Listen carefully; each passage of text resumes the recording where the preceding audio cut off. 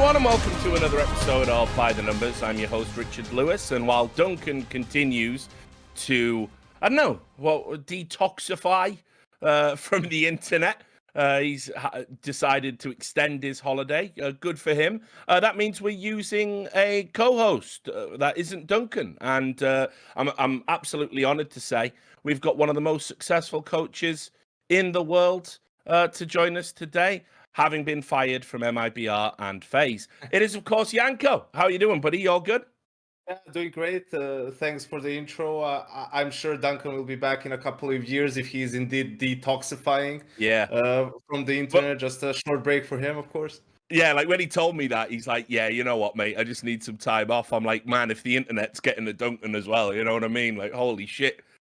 Whatever next. But yeah, he's The end is nigh.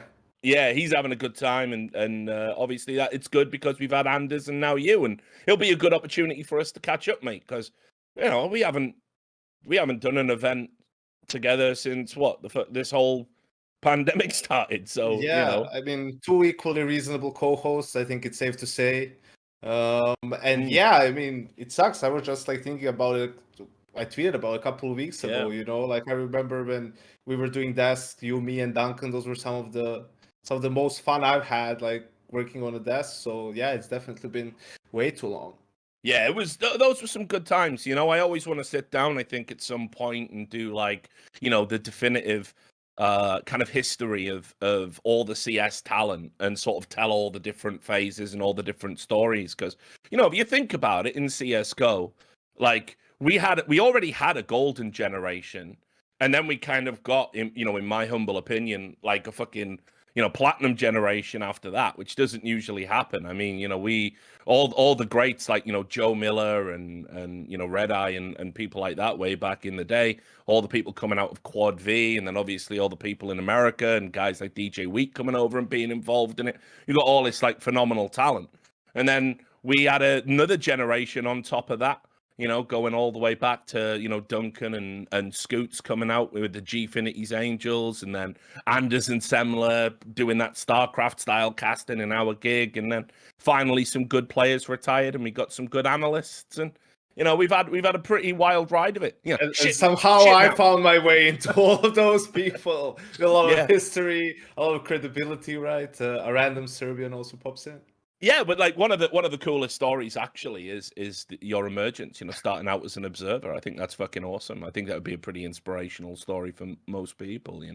So, and obviously you did play with Nico, the most talked about, thing in your entire history is defined by yes, I did play in a team with 13-year-old Nico, and he was an asshole then. He told me to shut up as well. No, I'm kidding. No, but I fucking believe it, man. He was too young then. But it is great to have you on the show. Obviously, it's great as well to have sponsors for a show like this. And we've got two. We've got NordVPN, which is our official VPN sponsor. Trust me, the internet is a crazy place. You want a VPN, and you want a VPN that you can trust. And NordVPN is ideal for that. It doesn't store your data. So whatever you're using your VPN for, you can go and check out the audits on their website. They've been audited. They don't retain any information whatsoever. So if you want to get up to, I think, slightly over 70% off in the current deal, you can get about 74% off. You go to nordvpn.com/RLS. Great product. Super happy to have them on board. And of course, we've got SteelSeries as well, our official hardware sponsor. They've launched the new Prime range, and specifically, check this out, Janko, I've even got models. Look at this. They've launched the Prime Mini Wireless, which I'm led to believe is going to be ultra popular. Loads of people have been after that type of mouse in wireless form. It officially was released yesterday. So if you want to get yourself 10% off, you type !SteelSeries in the Nightbot, or you can go to the panel on the front of the Twitch stream. You follow that link, you type my name with no space, Richard Lewis, 10% off. And like I say, we're super happy to have them on board. They really are great products. So the big talking point in the world of Counterstrike, of course, is ESL Pro League. And I know you were there and got to do a little bit of it. So you might even have some insight about some of the big stories that, maybe us lowly plebs watching from home don't have. So I'm just going to do what I always do with these big tournaments, and that's basically just pick out some of the storylines I think interesting, the haves and the have-nots, essentially, and just sort of take it from there. So we did talk about NiKo initially. G2 had unquestionably the worst performance of any team here, commensurate to expectations. G2 actually went 0-5 in the groups. They looked absolutely horrible doing it.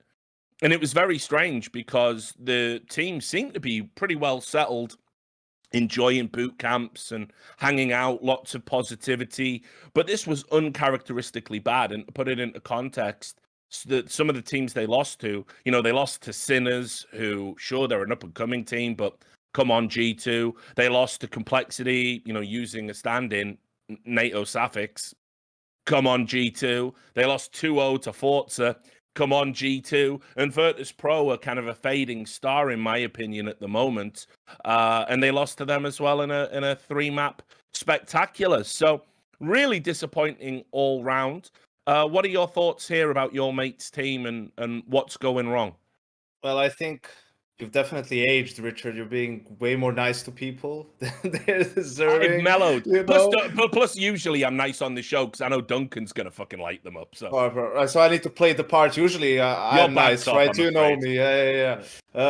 I think it was just downright embarrassing, their performance, really, right? Like, for a team that's third in the world, that came all the way to the grand final at Cologne, which was our first LAN in a long time, to not even get a single win. I think it's just arrogance a little bit from them. I think they've completely mismanaged their start of this second part of the year, right? Because they're one of the very few teams. Like, I think, what was it, 24 teams we have at Pro League. This is not like, a fact, but something like only 5 teams didn't really boot camp for that, or weren't in the boot camp leading up to the tournament. And most of them, out of those 5 or 6 teams, it's either because they're from all over the place, like Faze, so they couldn't really do it, or some teams maybe didn't have the financial capabilities, right? Like Sinners, or some teams, or Entropic, like some of the teams without orgs, right? But for a team of G2 stature, I think, for me, especially if you have experienced players on your team, right? Coming from a player break, you need to do a boot camp. Just in general, you need to do a lot of, let it be shorter, smaller boot camps. But, you need to have that because you're going to be the most efficient, most productive. The players get that feeling of them, the vacation is over, they're back to work. I think it's also just hard. Kerrigan said in some of the interviews last season, when he was like playing Pro League, that he would take his gear out the day before the game, so that when he has the game, he like plugs his gear, so his brain like kind of gets into the mode that he's actually now playing a very serious game. Because you're just in your same room, the same bed, you get out and like, I have this super important game I have to play. So I think that's completely mismanaged. I think they were maybe thinking, it's an easy group, right, and we'll get through it no matter what, and then we'll boot camp after that for the playoffs. But I think, regardless of looking at the group, whether you're going to make it or not, just to get that feeling of coming back from vacation. And you've done such a great job at Cologne. You're beating Gambit for the first time in like 6 series or whatnot, where you couldn't even win a map. You did great. You lost to Navi 3-0, but score-wise, it was kind of close. You can, maybe be a bit happy about that, considering how well they played the whole tournament. And you're supposed to build on that. Instead, what they're doing, they ruined all the confidence that they might have gained, right? And now they're in a situation where they're going to like blast to an easy group, where if they flop there, then that's a complete disaster, and going into the major and all of that stuff. So I think it was just the players being still asleep at the wheel, so to speak. NiKo was the only one performing for the team, which I always think is the most dangerous situation a NiKo team can be in. If he's the guy that's doing all the heavy lifting, he's the guy that's going to start turning around and start saying, like, come on, guys, fucking help me out. And that's when roster changes happen and egos get hurt and NiKo teams kind of start to struggle, in my opinion, at least. Yeah, I think, obviously, people can't know what's going on in the team, right? Unless you're on the team, you can only speculate and do this and that. But, I think people just have the wrong view of it a lot of time when it comes to him. you look at someone who really wants to win, right? You look at Simple is similar in a sense that he was really, really good individually forever, but couldn't really lift the big trophies, right? The team wasn't great around him. But you know, when you're that sort of a player and the only thing you want is to win trophies, right? You are forcing everyone else to be better. Like you want your teammates to try. Like how can you? I could never understand this when on some of the teams I was on. Like my best player is the hardest worker. Yeah. How are these players who are not as talented, right? You know, simply not as good. How are you not at least matching his amount of effort? Right? Like how are you working like, less? I'll forgive you for the skill, but the effort's got to be there, bare minimum. Right? Yeah. Exactly. You know, you can always contribute in different ways. There's a lot of things you can do to make yourself a better player and to help out the team. But if you're just sitting there and like, you know, complaining here and there about some things and not putting as much work, meanwhile the guy who's doing all the work on the server, he's like working the most outside of it. So I think, you know, a lot of players are a bit delusional about, you know, their approach to things and so on. But, you know, being called Nico's things, I think he just like he wants to win, obviously, and he wants his teammates to give their best to try to achieve that. Yeah. Do you think there's a risk now of a roster change? Because, you know, there are a few stories. I mean, fair enough, they were on fucking cybersport.ru. So, I mean, it may as well just be me smearing shit on the walls. But, you know, there was a story about Jax maybe getting replaced. And I think, to your point, if they do go to this blast group and flop, I feel like a change is inevitable because you know, they had forward momentum. They were the third place team, which, to be fair, with Gambit and Navi playing the way they are, being third place, there's no disgrace in that. And then they just beat, you know, Gambit. They get into a second place. You're all geared up for them to move forward. And then it's not that they didn't go backwards. It's that they completely came off the fucking tracks altogether. So, you know, I suspect there's a roster change incoming, not just because of Nico, mind, but I also think Carlos will probably look at this and want to get the checkbook out. I know he's one of the few owners that actually wants to win rather than just have exposure and, you know, social media reach. He wants trophies as well. Listen, you probably know this better than I. Like G2 is an org that doesn't fuck around. You know, it's like there's no situation in which Nico can demand things and like put on a, you know, fuss about something, whatever, right? That the org is in full control of the roster. Like they make the decisions who's being benched, what the rotation is, and so on. I don't think, I think that changes complete bullshit. Like what you know, the whole Jax thing for now, right? Obviously, but I also think a change is inevitable. Like you just look at that team, and you know, like the role wise. Here's the thing. I said this to Nico when he told me that he is going to go to G2 from Faze, and I'm like, I understand you want to play with Hunter and all of that, but you do understand that those players on that team are not better than like the Faze team that we have, or you know, it's a very arguable that you're upgrading. And what I thought as well is like, yo, maybe Amanek is like pretty good player, useful all around player. You can tell he's smart and all of that stuff. But if you're playing a big playoff game, would you rather have Amanek as your like in that role, T side lurker, whatever, T side anchor, or would you rather have someone like Olofmeister? And I think it's a tough one, honestly. I mean, you know, the problem you've got with a roster change like this within G2 is you're not cutting the players based on what they did. You're cutting the players based on what they are. And what they are is not a star player with a plethora of experience from other big competitions. And whenever I see cuts like that, I think they're pretty ruthless. I also think they can be justified, as ruthlessness can be if you want to achieve true excellence. But I would feel really sad because I don't think Jax or Amanek have particularly done anything wrong. I don't think Nex has particularly done anything wrong. And, you know, it's going to be one of these guys that has to go. Where it gets interesting is, you know, do they want to make an IGL change? Do they want to make, as you say, like a lurker role change? Or do they want to bring in an AWPer? You know, I mean, there's even an option to bring Kenny S back. He's still technically under contract. You know, that's something that could happen. So it's going to be interesting depending on which direction they go in, for sure. Yeah, I think also if G2 is going to make changes, it's like two players, not one. That you feel like the change needs to be made for there to be something significant. happening, I think you need to have a proper primary offer. And I think that's one of the easiest roles to fill in terms of buying someone out, in terms of talent available, right? Like there's so many offers everywhere that they're doing well, or that you can try and pick up. Obviously, an org of G2 stature, right? They have a lot of funds available too. So that's the thing. It's hard to pinpoint where this team really is and what's also the ceiling of these players. Like we know that Nico and Hunter can play on the highest level, right? They can match up against anyone on the server.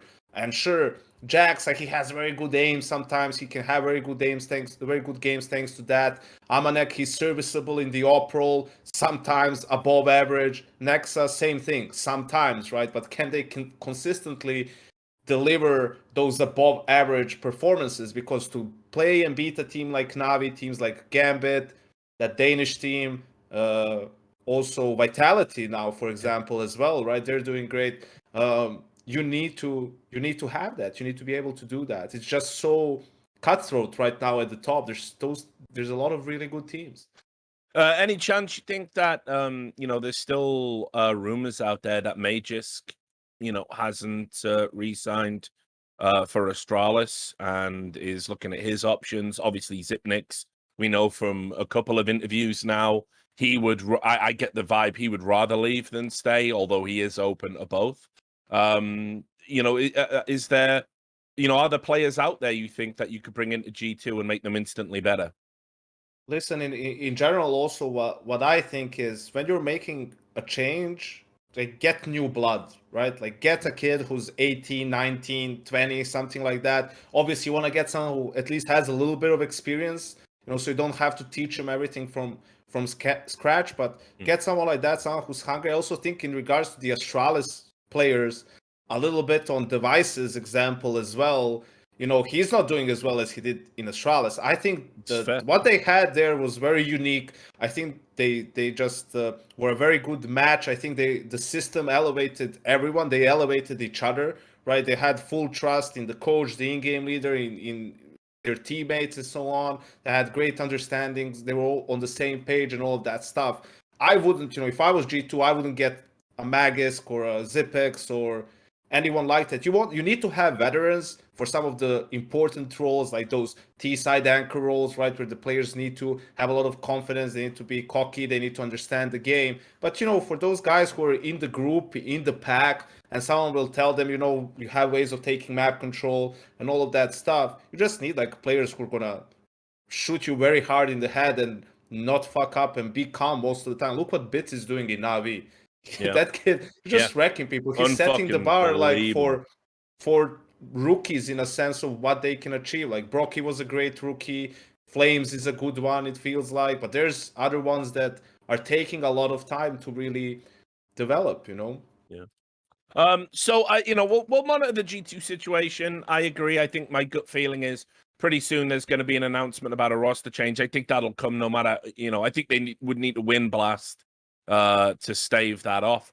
So we will wait and see. But now we get to actually bash on a team. This is where we'll both go bad cop for this one. Evil Geniuses, of course, also finished 21st to 24th because they are fucking awful. There's just no getting away from it right now. Over the last 3 months, they have a 10% win rate. That's one of the lowest I've ever seen from a formerly top team. And they, of course, lost all of their games and went 0-5 here. Fair enough, in a tougher group, but it's just a fucking embarrassment now, frankly. And so I want to pick your brains about two things. Obviously, where the fuck they go from here, why they persist, why they continue to bother with this, but also this story today that came out, which I have a little bit of insight about, which I'll get into. But they're now having to get another stand-in because Stanislaw came back from the player break and said he wanted a longer break. So they brought the coach into IGL. That was Daps, who's newly rejoined the organization, rejoined his former teammates. And now they've got Spellin, who I don't really think is the same caliber of player, standing in for Breezy.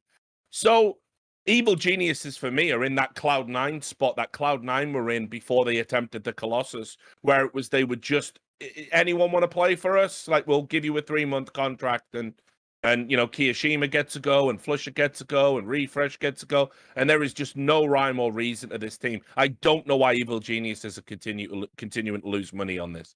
I mean, listen, they were horrible at Pro League, but that's no surprise, really. And I can't blame the guys as much who were there, because at least they were there.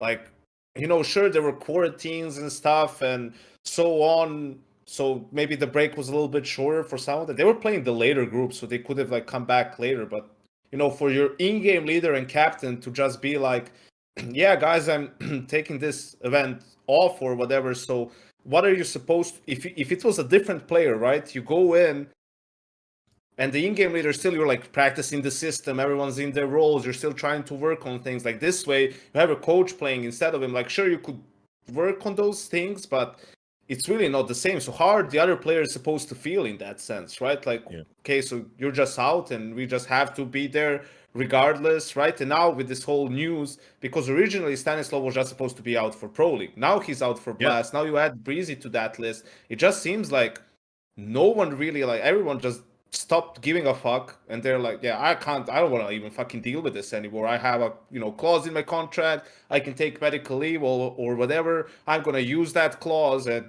you guys fucking figure it out, which I think is horrible, because EG as an org, right, it's a huge org, it's an awesome org, an awesome name to have in the scene, but they've had nothing but disaster after disaster happen with this CS team, and they're paid handsomely, by the way, right?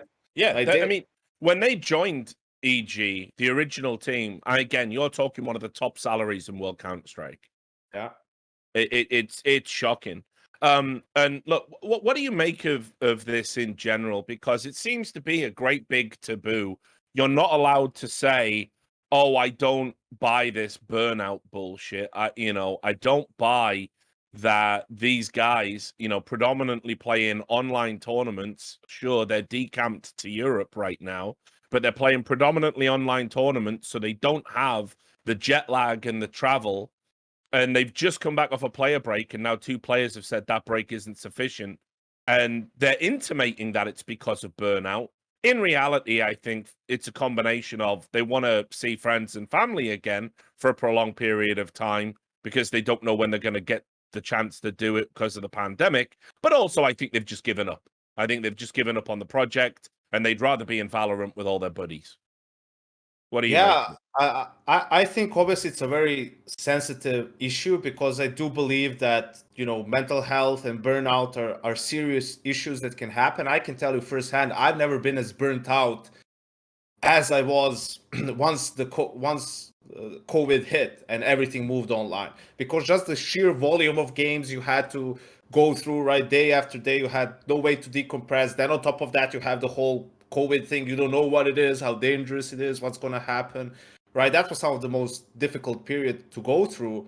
But also on the other hand, it's like you have to be thankful to an extent, still being able to work and make an income right through that period. I definitely think that, sure, it sucks for the NA players to have to spend prolonged period of times in Europe, but I think some of these players are really delusional, where they would be if it weren't for Counterstrike. Yeah. Like, some of them would probably be like fucking flipping burgers at McDonald's or at a gas station, like pouring gas. Like, that's where their capabilities, lie. So I think they have to be careful about, like, trying to get too much, right? Like, you already have, like, you have your player break. You have a full month, 4 weeks, where you can do whatever the fuck you want. Like, in any case, at the time, is it arguably, do you need, like, more? Yeah, maybe. But let's remember, EG also wasn't a team that made it all the way, deep into Cologne. So that's already an extra week there when you don't make the playoffs and so on and so forth, right? And especially some of these orgs, like, need to be more clear with the teams and be like, hey, guys, like, we appreciate, if you're having serious issues and all that, but let's make a plan. Let's talk about it ahead. Let's make a more relaxed schedule in terms of how many tournaments you want to attend, right? But, we have a job here to do. We have a team to run. Like, let's make sure we do it properly. I mean, I can also tell you a little bit about what was going on behind the scenes there because, my little birds are everywhere and they're always telling me shit. And like, it was a pretty big fucking shambles over there. There isn't an adult in the room as far as I can tell over at EG. I don't know who the hand-on GM is, but they're not doing their job. Like, and so you ended up with this situation where after the player break, Stan wanted to go on a break again and have a prolonged break. And then Breezy was kind of like trying to power play it and say, well, I want a fucking break too. And so, and then the org was like, well, we can't lose both of you at the same time. And then they're like, why not? So then Breezy got mad pissed off that they deferred to fucking Stan and let him have the break over him. And he put his foot down and said, next opportunity there is for a break, I'm fucking taking it. And then they were out. Don't think this spelling thing was is something that was pre-planned. They reached out to a number of players who I won't name. They even went so far as to registering a different player, is my understanding, prior to spelling, and they've wrangled it that they don't have to use that player now. It is a fucking mess over there. And I urge evil geniuses, whoever the fuck you have to run this org, start running it. Cut these fucking guys who don't want to be there. Keep fucking Obo and Miku and rebuild around them. And get yourself a core 3 that actually want to represent the EG name. Because I don't think these bums want to do that at all. And it's embarrassing, one of the giants in Counterstrike, seeing these guys turn up and just lackadaisically dream of playing a fucking cartoon shoot 'em up where, they can fucking jump around and fly through the air and stuff like that. It's like, if you want to do it, at least have the nuts to walk away from your salary. Yeah, it's shocking. Yeah, exactly. That was the big one too. It seems like they're just kind of waiting for it. I don't want to be that guy that chases away players to Valorant, but I also don't want people in the CS scene who don't want to be there just to collect, the paycheck and hang around and, drag their org's name through the mud. Also, a kid like Obo, he's super young. He's, still he didn't make the switch. He wants to play Counter-Strike. And he just has teammates bailing on it. So now these two are not going to play Blast. They're going to play the RMR because it's in NA, I believe, as well. I'm not 100% sure. I think so, right? I think that's right. So that's because they're at home. So basically, Stanislaw just got 2 extra months, right? He just kept on having to go to Europe during this time at all. And I'm just saying, like, the atmosphere in that team has to be disastrous, right? Like, there's no way that team comes back for the RMR.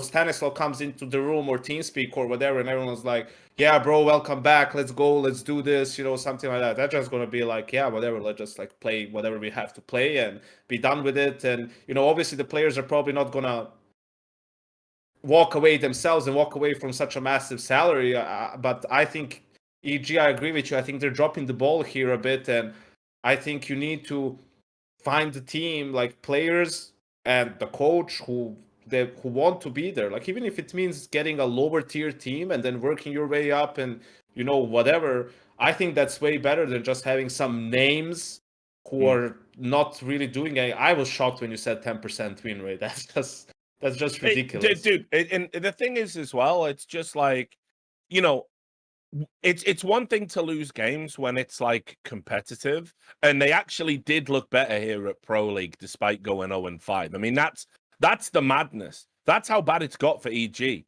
This was actually a good performance by them relative to what they were doing prior to this.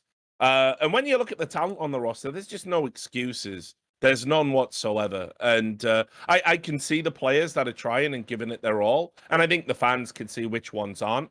And I think it's just time to cut your losses. I almost feel, and this might be a little bit delusional, I don't know, but I think a big part of this is because the rumors that happened at the start of, earlier in the year, about March, I want to say it was, where Chad said on, I think it was HLTV confirmed, he'd heard that, they were thinking about pulling out and going with all the other NA orgs to Valorant, and they officially came out and denied it. I think there's a little bit of stubbornness on their part because this is a waste of time. The sponsors can't be happy. Your fucking accountant can't be happy. The players aren't happy. The fans definitely aren't happy. I've got no fucking dog in the fight. I'm not fucking happy. So what the fuck are we doing? just feels like one big waste of time at the moment. Yeah, it does. Like, I don't know. That's why I said, like, if I'm EG right now, I don't want this team. Like, probably, you have to keep going until the major, but after that, you either unfortunately pull out from the game altogether for a while, but I don't know. You said a thing. I don't know if they have like a GM or anyone in between, like the top of the org They and did the have a manager Counterstrike that team. like fucked off. He was some washed up cunt. He'd like barely done anything as a player, but But I that think obviously isn't an indictment of him as a GM or anything. I think that would be like if they want to stay in CS, that's a good move for them. Like get someone who knows their way around the scene, like who can tell you, also how to not overpay for players. Find the best team available, right, for a budget that you want to spend. Like give it time, get a good support staff around that team, and keep going. Like it's been pretty grim so far, Rich. But to move on a more of a light note, right? I don't want to take it out of your hands or anything, but talking about Pro League, another team like Vitality, right? I love Vitality. Not just the team, but the org, right? The way they do things. And you see how Vitality, after all these, like they make a small change here. You had the Alex change all the way back when, and all of that stuff. Then Misuta first, now Kyojin, like the rookies as well. Like no pro teams before that, right? That's incredibly hard to mold someone like that and to get him to play on a high level. But every time they have an adult in the room. That's the difference. Xtaz literally said, imagine there's only two coaches I've ever seen have this autonomy, and it's Sonic and Xtaz, and it's no coincidence that they're the ones that get the results. They turn, Xtaz is in a position where he could say to Apex, you're fucking emotionally flustered and it's fucking us up. So I'm dropping you, and Shox is the IGL for now. Get your head right. Now, there's like you say, there's two people coaches underestimate in the world. power. People underestimate the power of that and how much it can help the team. So I think for them also the support staff, like his assistant coach is Matt from 1.62. A great guy. I think he was also in-game leader back then, so obviously great knowledge about the game. Then they have like 7 people who are there like as support staff. Analysts, some former Olympic champion or 2 of them at something who are like mental/performance coaches who talk to players about that sort of a stuff. Obviously the facility they have there and this and that, right? And it's just there's a system that whoever comes in, right, like this is how we work, this is how we do things, and you need to live up to that level. And if they manage to do that, then you can see the team, like they played the best Counterstrike alongside Navi and that Danish team at this tournament, right? Like that wasn't them not having to face anyone in the bracket. Like they beat Gambit 2-0 in the quarterfinals. OG, who was looking great up until that point in the semifinals. So they already have come back to that point where they can be considered a contender. So moving on from them, Faze is the other team I thought we'd talk about. Gone through a bit of a transformation because they were in a sort of similar position to EG, in my opinion. Great roster, failing and not looking like they gave a shit, frankly. Every interview, it's just online, bro. We don't care. When there's a LAN, we'll turn up. I wouldn't be happy with that if it was my team and players I was paying a salary, sort of saying that flippantly, but no one seemed to mind. And then, of course, think anyone's listening, unfortunately. Yeah, maybe. Like just someone puts their head up. Are we still running that gambling site or what? Like, no, all right, okay, fine. But yeah, then they got to the LAN. Obviously, Cologne. It's LAN, bro. It's LAN. It's LAN. It's LAN. It's definitely really a LAN. It's LAN, bro. And they did finish 3rd and 4th there and had some unbelievable performances again. Beat Gambit, beat Heroic, beat Vitality. They're all fucking legit results for a team. And so they came here to the Pro League, and I was like, I think FaZe are going to do something here. But unfortunately, in their knockout game, they ran up against Navi, who they also lost 2-0 to at IEM Cologne. So I don't know really what to make of them. It feels like they're back and they're good again. But obviously, Navi are too good. Should we have higher expectations for this FaZe lineup? I think it's hard to really blame them because they're the only team that was 3-2 that didn't make it out of the group. Really, and it was insane. Like it came down to all the number crunching head-to-head bullshit, didn't it? Yeah, but also the game they lost to Fnatic, right? They were up 12-3, first half of Overpass on the first map, right? And Fnatic came back, won 16-14, 13-2 half, and then they just crushed Faze on their own map. Obviously, you know, it's the typical losing such a huge lead, and then the team falls apart mentally for the second map, right? And then you just lose the series. But I think that was the problem. Up until that point, they were 2-0, right? They won the first 2 games, and then you're winning, and they won the first 2 games comfortably as well. So that maybe, you know, a little bit of overconfidence, maybe a little bit of complacency during the game, and that's how fast it turns, right? In today's CS, then, you know, you bounce back, great, you beat big, but then you're in a situation where you have to beat Navi if you want to be, you know, through on your own, and if you don't, you have to have other results going your way, which they don't, right? I think they were obviously way better than they were in their online games previously. So that's a good sign that they've managed to keep up with some of that performance that they've had in Cologne. But we'll see now in Blast. Blast is going to be online again. I don't think I understand that FaZe is a team who's going to be much better on LAN. Of course, that's the team you've built. It's for LAN. But I don't think it really allows you to be like, fuck online, right? and not really care about it. Obviously, the goal is long term to be the best team in the world. Always for FaZe, that's the goal, right? It's not to be top 4, to be a contender. It's to win tournaments, and as long as they can get there in terms of game, right? I think they'll be satisfied. But they've had some, you know, big bumps on that road so far. I don't know what you think, but that team has 3 veteran players, right? If you could, I mean, when I say veteran, I also mean old, so not just veteran, like being around for a long time. Like Kerrigan, Dean game leader, Olof on that lurk T side role, right? And then Rain too as sort of that part of the group. And I don't want to. I want to give it some more time, maybe until the end of the year, or at least until the major ends, to see like how things go for them.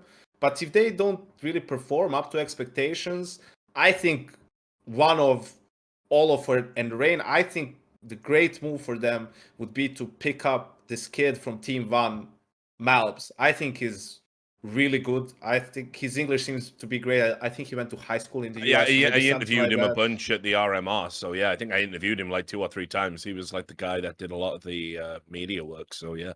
Yeah, so getting like someone like that, because you see what happened with Brokey, right? I mean, you get a little bit lucky with that. You can't know always how players will turn out, but he's, you know, turning out pretty good for them in that very important role, the op role, right? So I think something like that, if they can't make it work with these 5 players, I think something like that could be the spark, like the little last bit of change to get them back to that top level.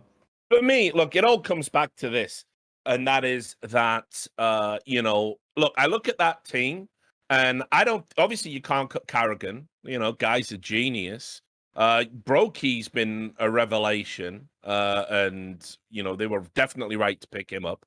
Twists can just be the best player in the world when he's mentally right and everything goes his way.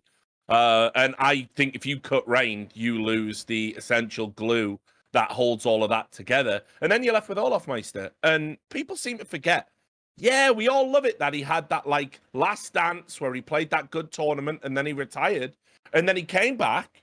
And then everyone was just like, oh, yeah, he's playing okay again. So let's all pretend he never left. Let's all pretend there was never a problem. Let's all pretend that it's vintage Olof 2015 all over again. And unfortunately, that's the bottleneck for this team, in my opinion. In that Olofmeister, you know, I interviewed JW recently, and I think JW was like, he'd love to make his own team because he doesn't think he's going to get back into the Fnatic roster and maybe like join up with Flusher again. Fucking do it. Have a rollback. Go and join that team, Olof. But yeah, he doesn't belong on this FaZe lineup to me. And he's the guy you have to replace. Now, who you replace him with, I don't know. But I think if FaZe want to be a true contender for the #1 spot, either Q1 of next year or in the build-up to the major this year, I think Olof's got to go, unfortunately. Yeah, I think I've always had nothing but praise for Olof. I loved having him on the team. Mate, he is a fucking legend. I mean, I want to make it clear, he's a fucking legend. He's a Hall of Famer. He's one of the true greats. He's a wonderful guy. He's a consummate professional. But is he good enough for a team that wants to challenge for the #1 spot in the world? And the answer to that is no. Yeah, there was a but here as well. The problem for me was the first time he like retired was 2020 after like the Pro League or something like that after when COVID started, right? But I thought he retired the way he said it to me, like, you know, I'm retiring, right? Like I'm done playing CS. I don't, you know, feel it anymore, blah blah blah blah blah. I'm like, oh, you know, dude, all the best, like hell of a career, all of that stuff. Love being on the team with you. But then he's like coming back. And then in some interviews, I see that he was, you know, I took a break. I'm finding my motivation again. So like, you're actually not retiring. Then he comes back for a couple of tournaments.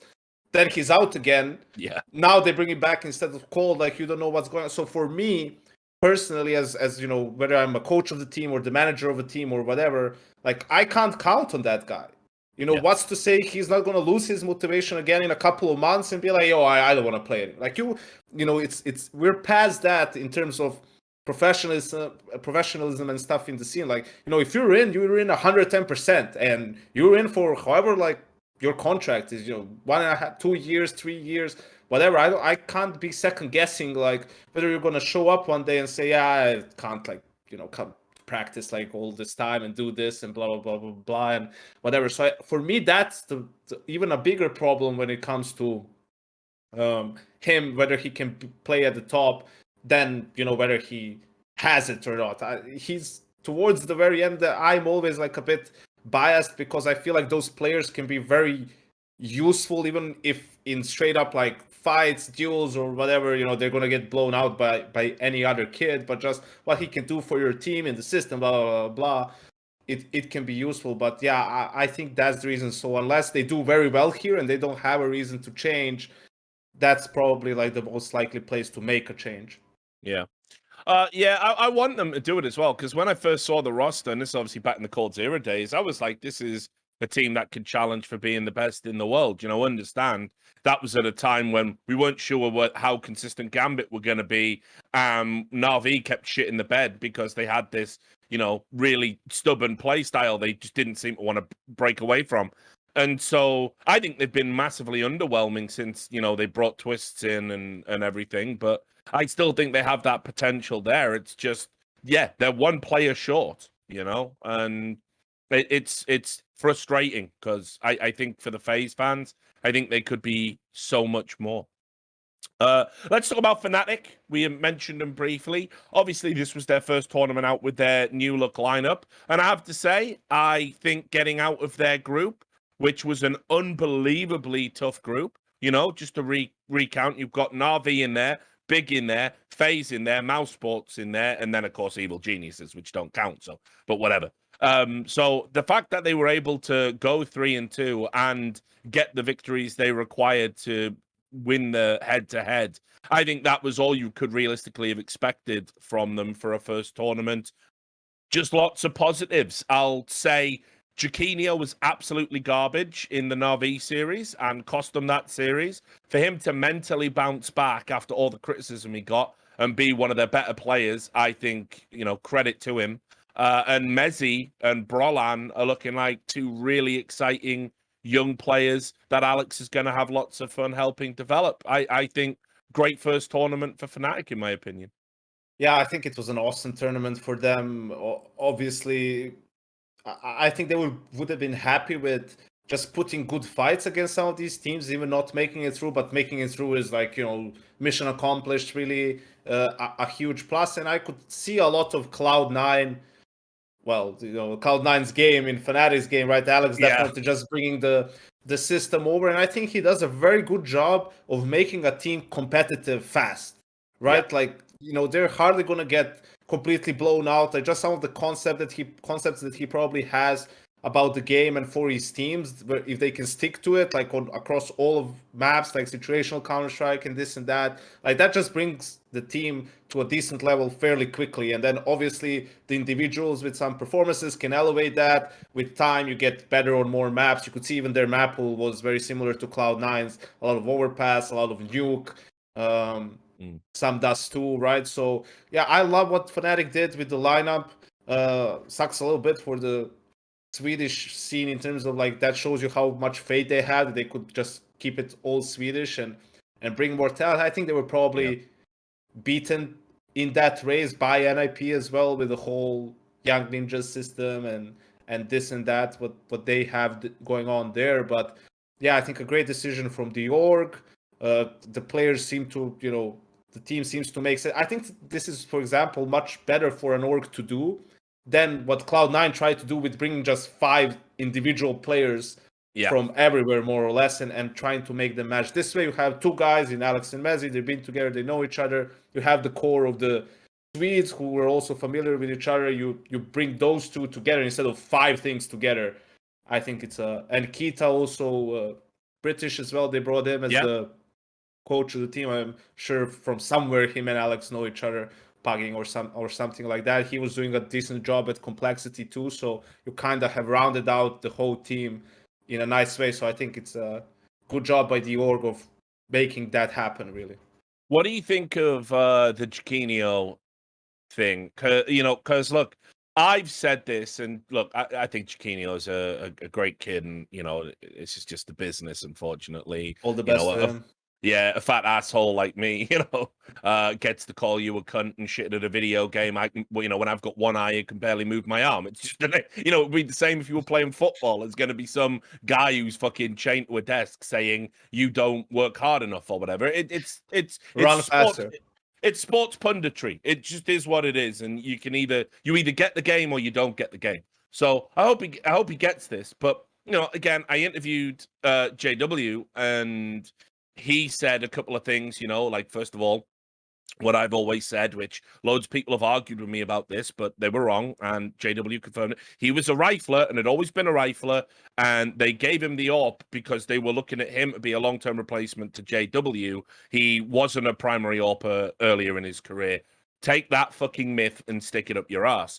Then the problem was that, JW had that one good tournament, I think it was Flashpoint, where he rolled back the years. And suddenly JW was like, well, there's no need to have this guy essentially gunning for my role anymore. Why don't we move him back into a rifle role? And they were like, no, actually, we like him. We like him as a sort of secondary AWPer and maybe a primary AWPer. In fact, maybe you're going to have the rifle now. And so that caused, JW said he lost confidence at that point. But he did say that he feels overall Jactinnio is a bit of a placeholder player and that their long-term solution or strategy would be to bring in a primary AWPer. Now, I don't know if that's right or not. I don't know if Jactinnio has proven with the performances he's put in at Pro League that he's here to stay. But do you think there are better options out there that Fnatic could pick up? Everyone talks about Smooya because of the UK connection. Yeah, I'm not so sure about Smooya. I'm not fully convinced. He's had stretches where he was really good, but then he has stretches where he disappears. I think for Jactinnio as well, similar thing. A couple of games he's looking great, a couple of games he's nowhere to be found. But for him, he has a great opportunity to show whether he can do it or not, right? He's going to have at least a couple of tournaments. So now is where you just, put in the work.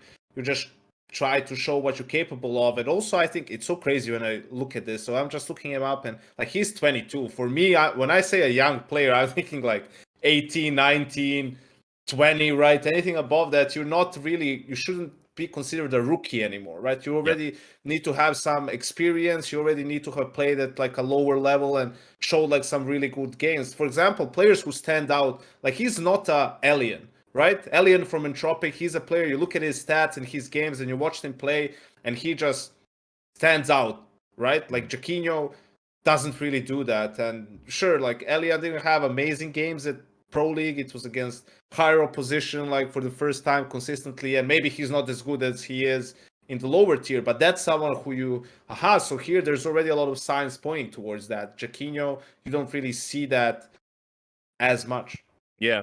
And and it's not just Smooya. Obviously, Nork is out there. I feel like Nork's probably one of the players that's been the hardest done by ever in a roster move because he was one of the best players on the team over at NIP, him and Rez, and all he did was not be Device. That's it. You're not one of the greatest players of all time. So unfortunately, one of the greatest players of all time plays your role, so we're having him, and that's that. So I feel like Nork could also be someone you pick up on the relative cheap, because they really don't have any use for him. I think they're letting him played in some qualifiers recently. So I don't know. I don't want to sit think that's here a and great name. I forgot kind of about him completely, but yeah, that's a yeah. great shout for a lot of teams. That's a great shout. Yeah, I just feel, I'm not trying to essentially talk Fnatic out of keeping Jactinnio, because maybe that can work. But I agree with you. I just think he's lacking something. And I think his future is essentially to go into that long list of, close but no cigar Swedish scene players, with the Disco Dotlands and the Freddie B's and the Ventons. Yeah, and guys like that, right? I just get that vibe, unfortunately. But we'll wait and see. But so far, so good. I will judge Fnatic on their next time out. They're currently in qualifiers. How miserable is NIP though? Talking about like tweets. Great. We're like, here. I don't know how much of the Pro League you watched or this or that or whatever. So you're looking at I had them. to watch every game for Deserto, so I was like glued to it every fucking day. I barely streamed or did anything else. So they were like top 8, losing 2-1 to. They made to the quarters, lose 2-1 to OG. But that was like the most limp dick top 8 that I've ever seen in my life. Like they played so bad. You are relying on, what was it like in the end? Liquid having to beat Furia, playing with a coach, like barely you're praying so that you can even get through. So for example, Faze with 3-2 doesn't make it. NIP like with a 3-2 barely makes it, and they beat like Team One and Tropic, right? And they beat Gambit in the final game. They did beat Gambit. So right, they beat even if they didn't win that game, they would have been through. That game didn't really mean as much because in the 3-way tie they would have been through, but it's like they were playing really poorly, also one-dimensional. Sure, it's great that you can pick Ancient every time and win it, right? But a little bit one-dimensional in the Vito, just the level of play wasn't great. You just expect more from a team that's also coached by Threat, right? And some of these players is just so weird. Like Plopsky was the star, like coming up, he's gonna be amazing, and then all of a sudden he's like having 117 games. This LNZ thing, like I don't think it's really working at all. It's just like flashes here and there, because you look how some of these other kids, some of these other rookies, how they're playing, right? And you can see that you can actually find guys who can do way more than that. And most of the time, it's just been a liability, right? So I think for NIP, sure, the first event was like Flashpoint, right, with Device, and they were top 3 at that one. But after that, up until this event, they didn't make playoffs anywhere. And here, also, like, they did not deserve to make the playoffs, right? Any other group, they probably wouldn't have been there. So they need to also seriously look We're gonna go deep here, mate, because this is what the podcast does. We never hold anything back.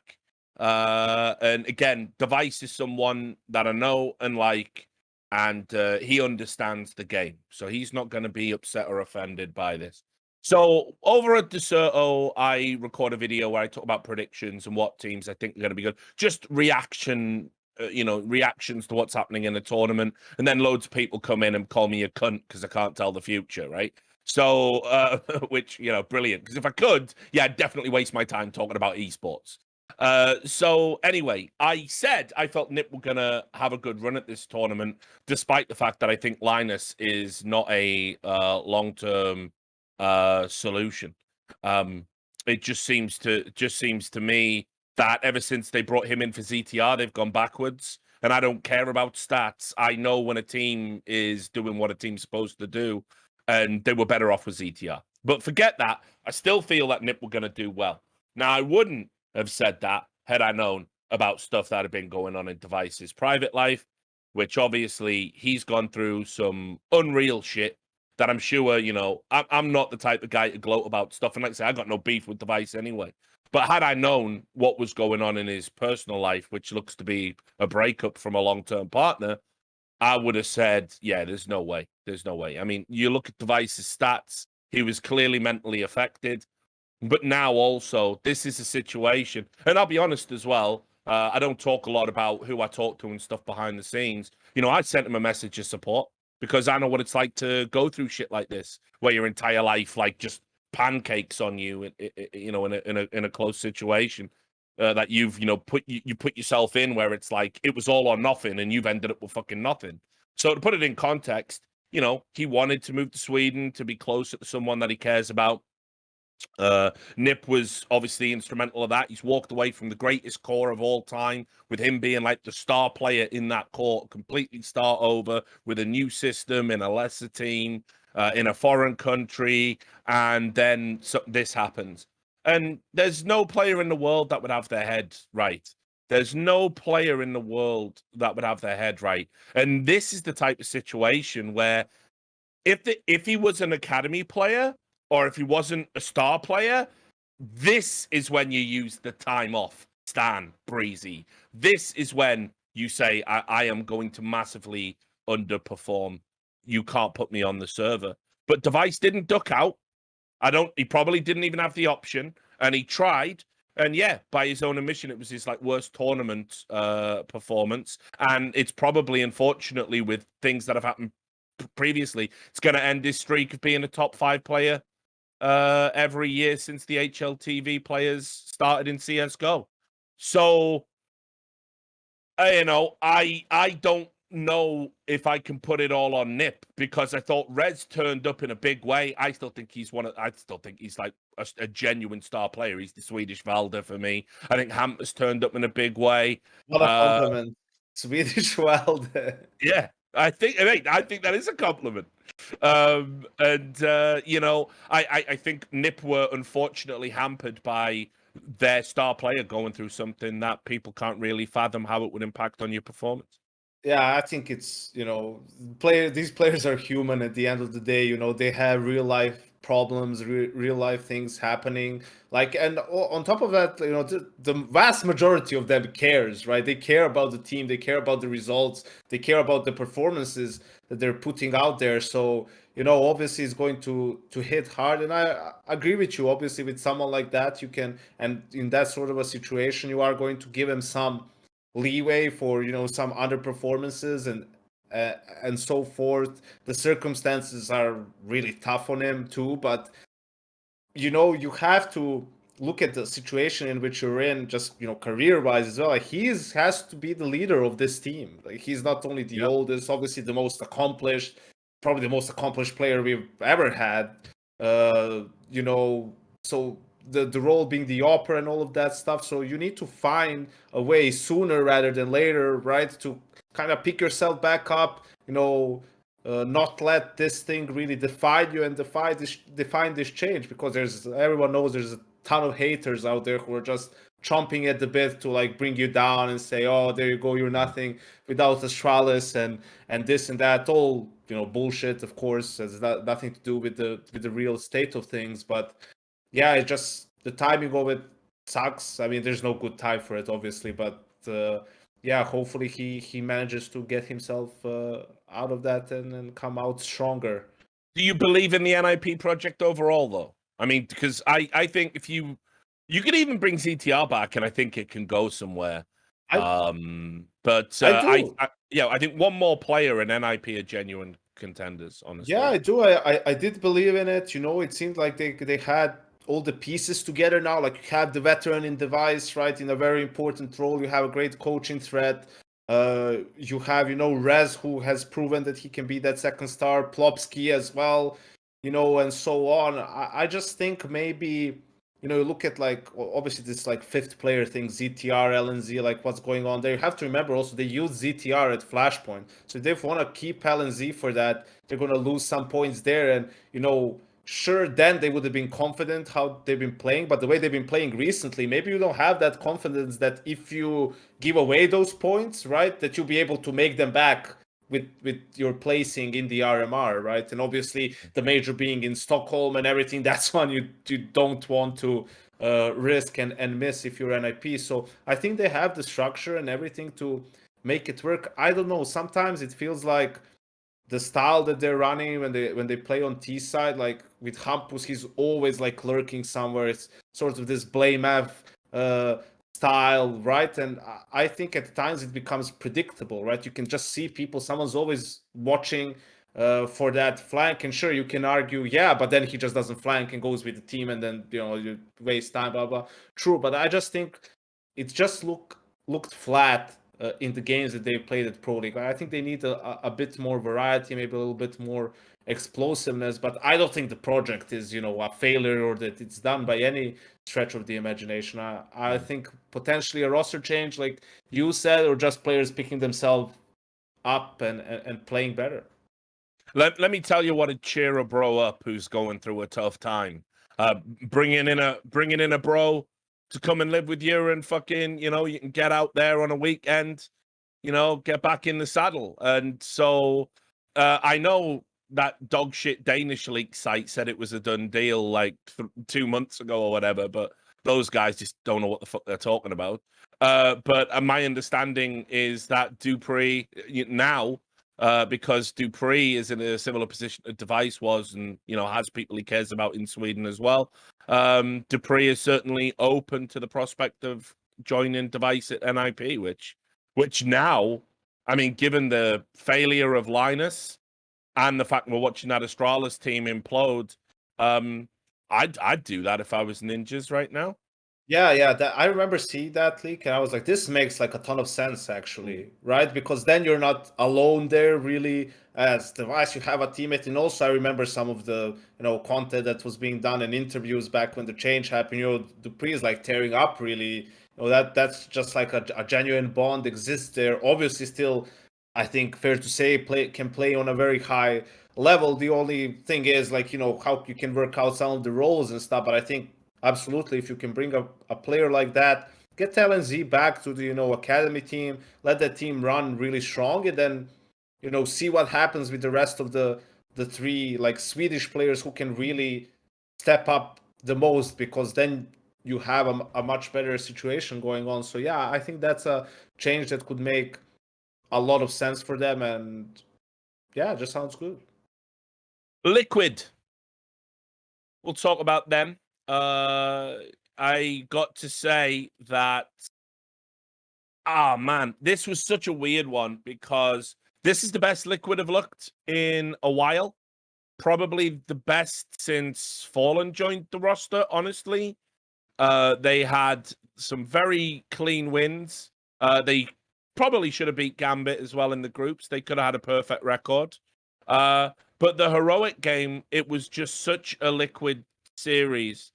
They just choked so ridiculously on Inferno. I've never seen anything like it. I know we're all meant to jerk off over the refresh clutch and all that, and we'll definitely talk about refresh when we get to heroic.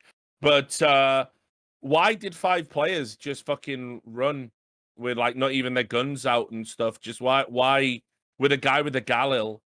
Why when 2 people are pushing through spawn? Why are 2 people? So that's one of the worst fucking ways to play a 1v5 I've ever seen executed by a pro team.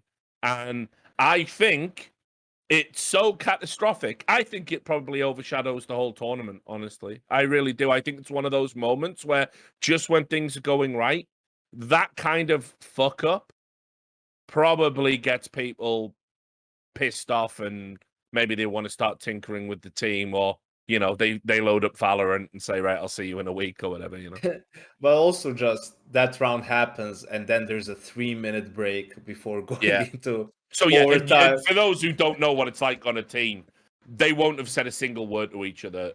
I'd bank on it. I bet they were just sat there and probably Adrins in comms or whatever going, come on, guys.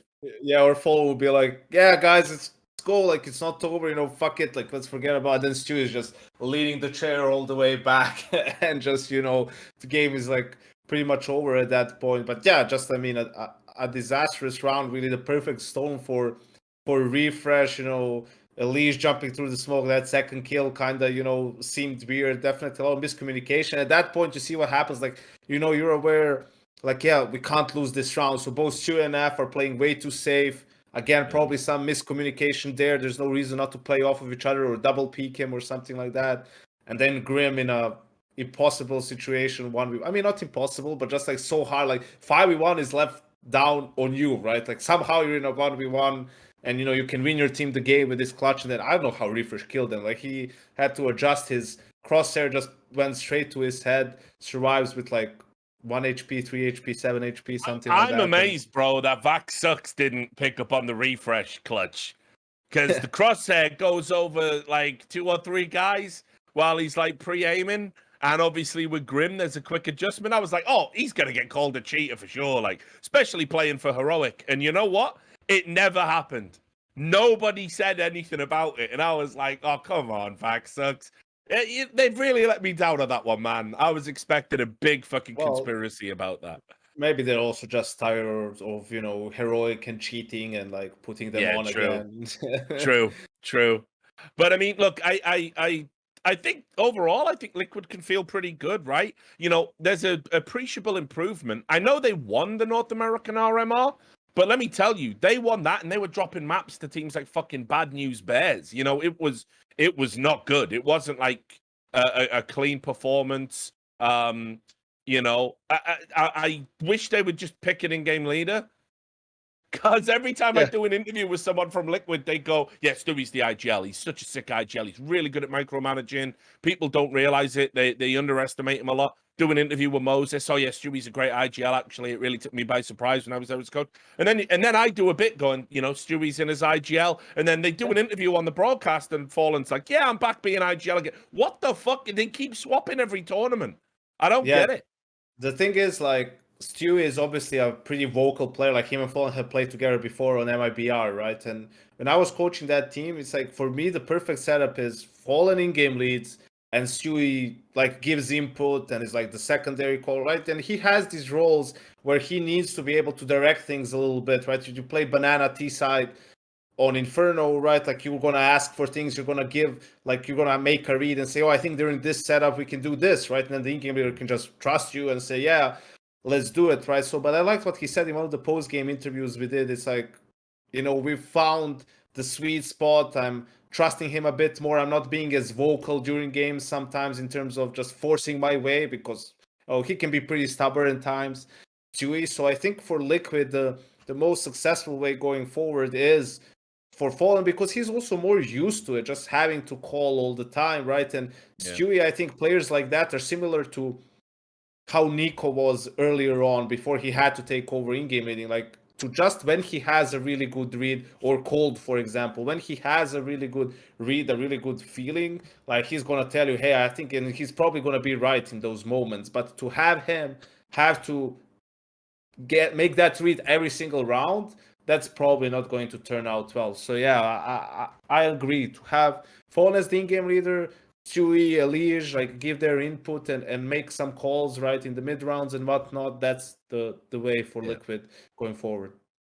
Yeah, and you know, I hope this doesn't make them go on a negative jag where they start fucking with it. I feel the victim would be Grim.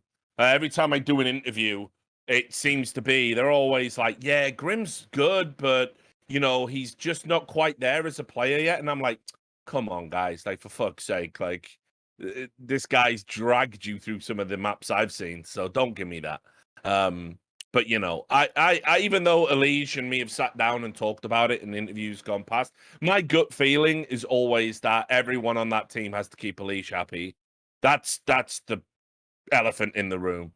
Because he's such a perfectionist and he demands so much of everybody else that I feel where the mental game starts to break apart is if somebody does something he thinks is bad or dumb.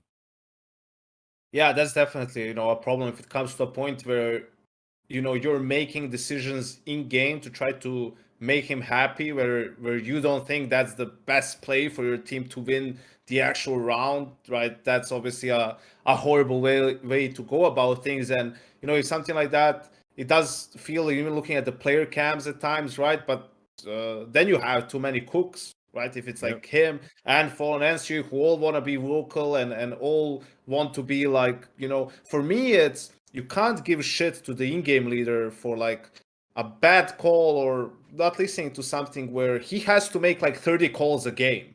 Yeah. Like, for you, it's easy to come in and you've seen something and you give this one call and it works and it's like, ooh, awesome, right? And then the next round, you're just quiet and still waiting for him to talk, right? So, like, for me, it's like that. You need to understand it's awesome that you're helping out and everything, but don't think just because you make a good call here and there and you're helping out that you can actually do his job or something like that, right? Everyone has their own job.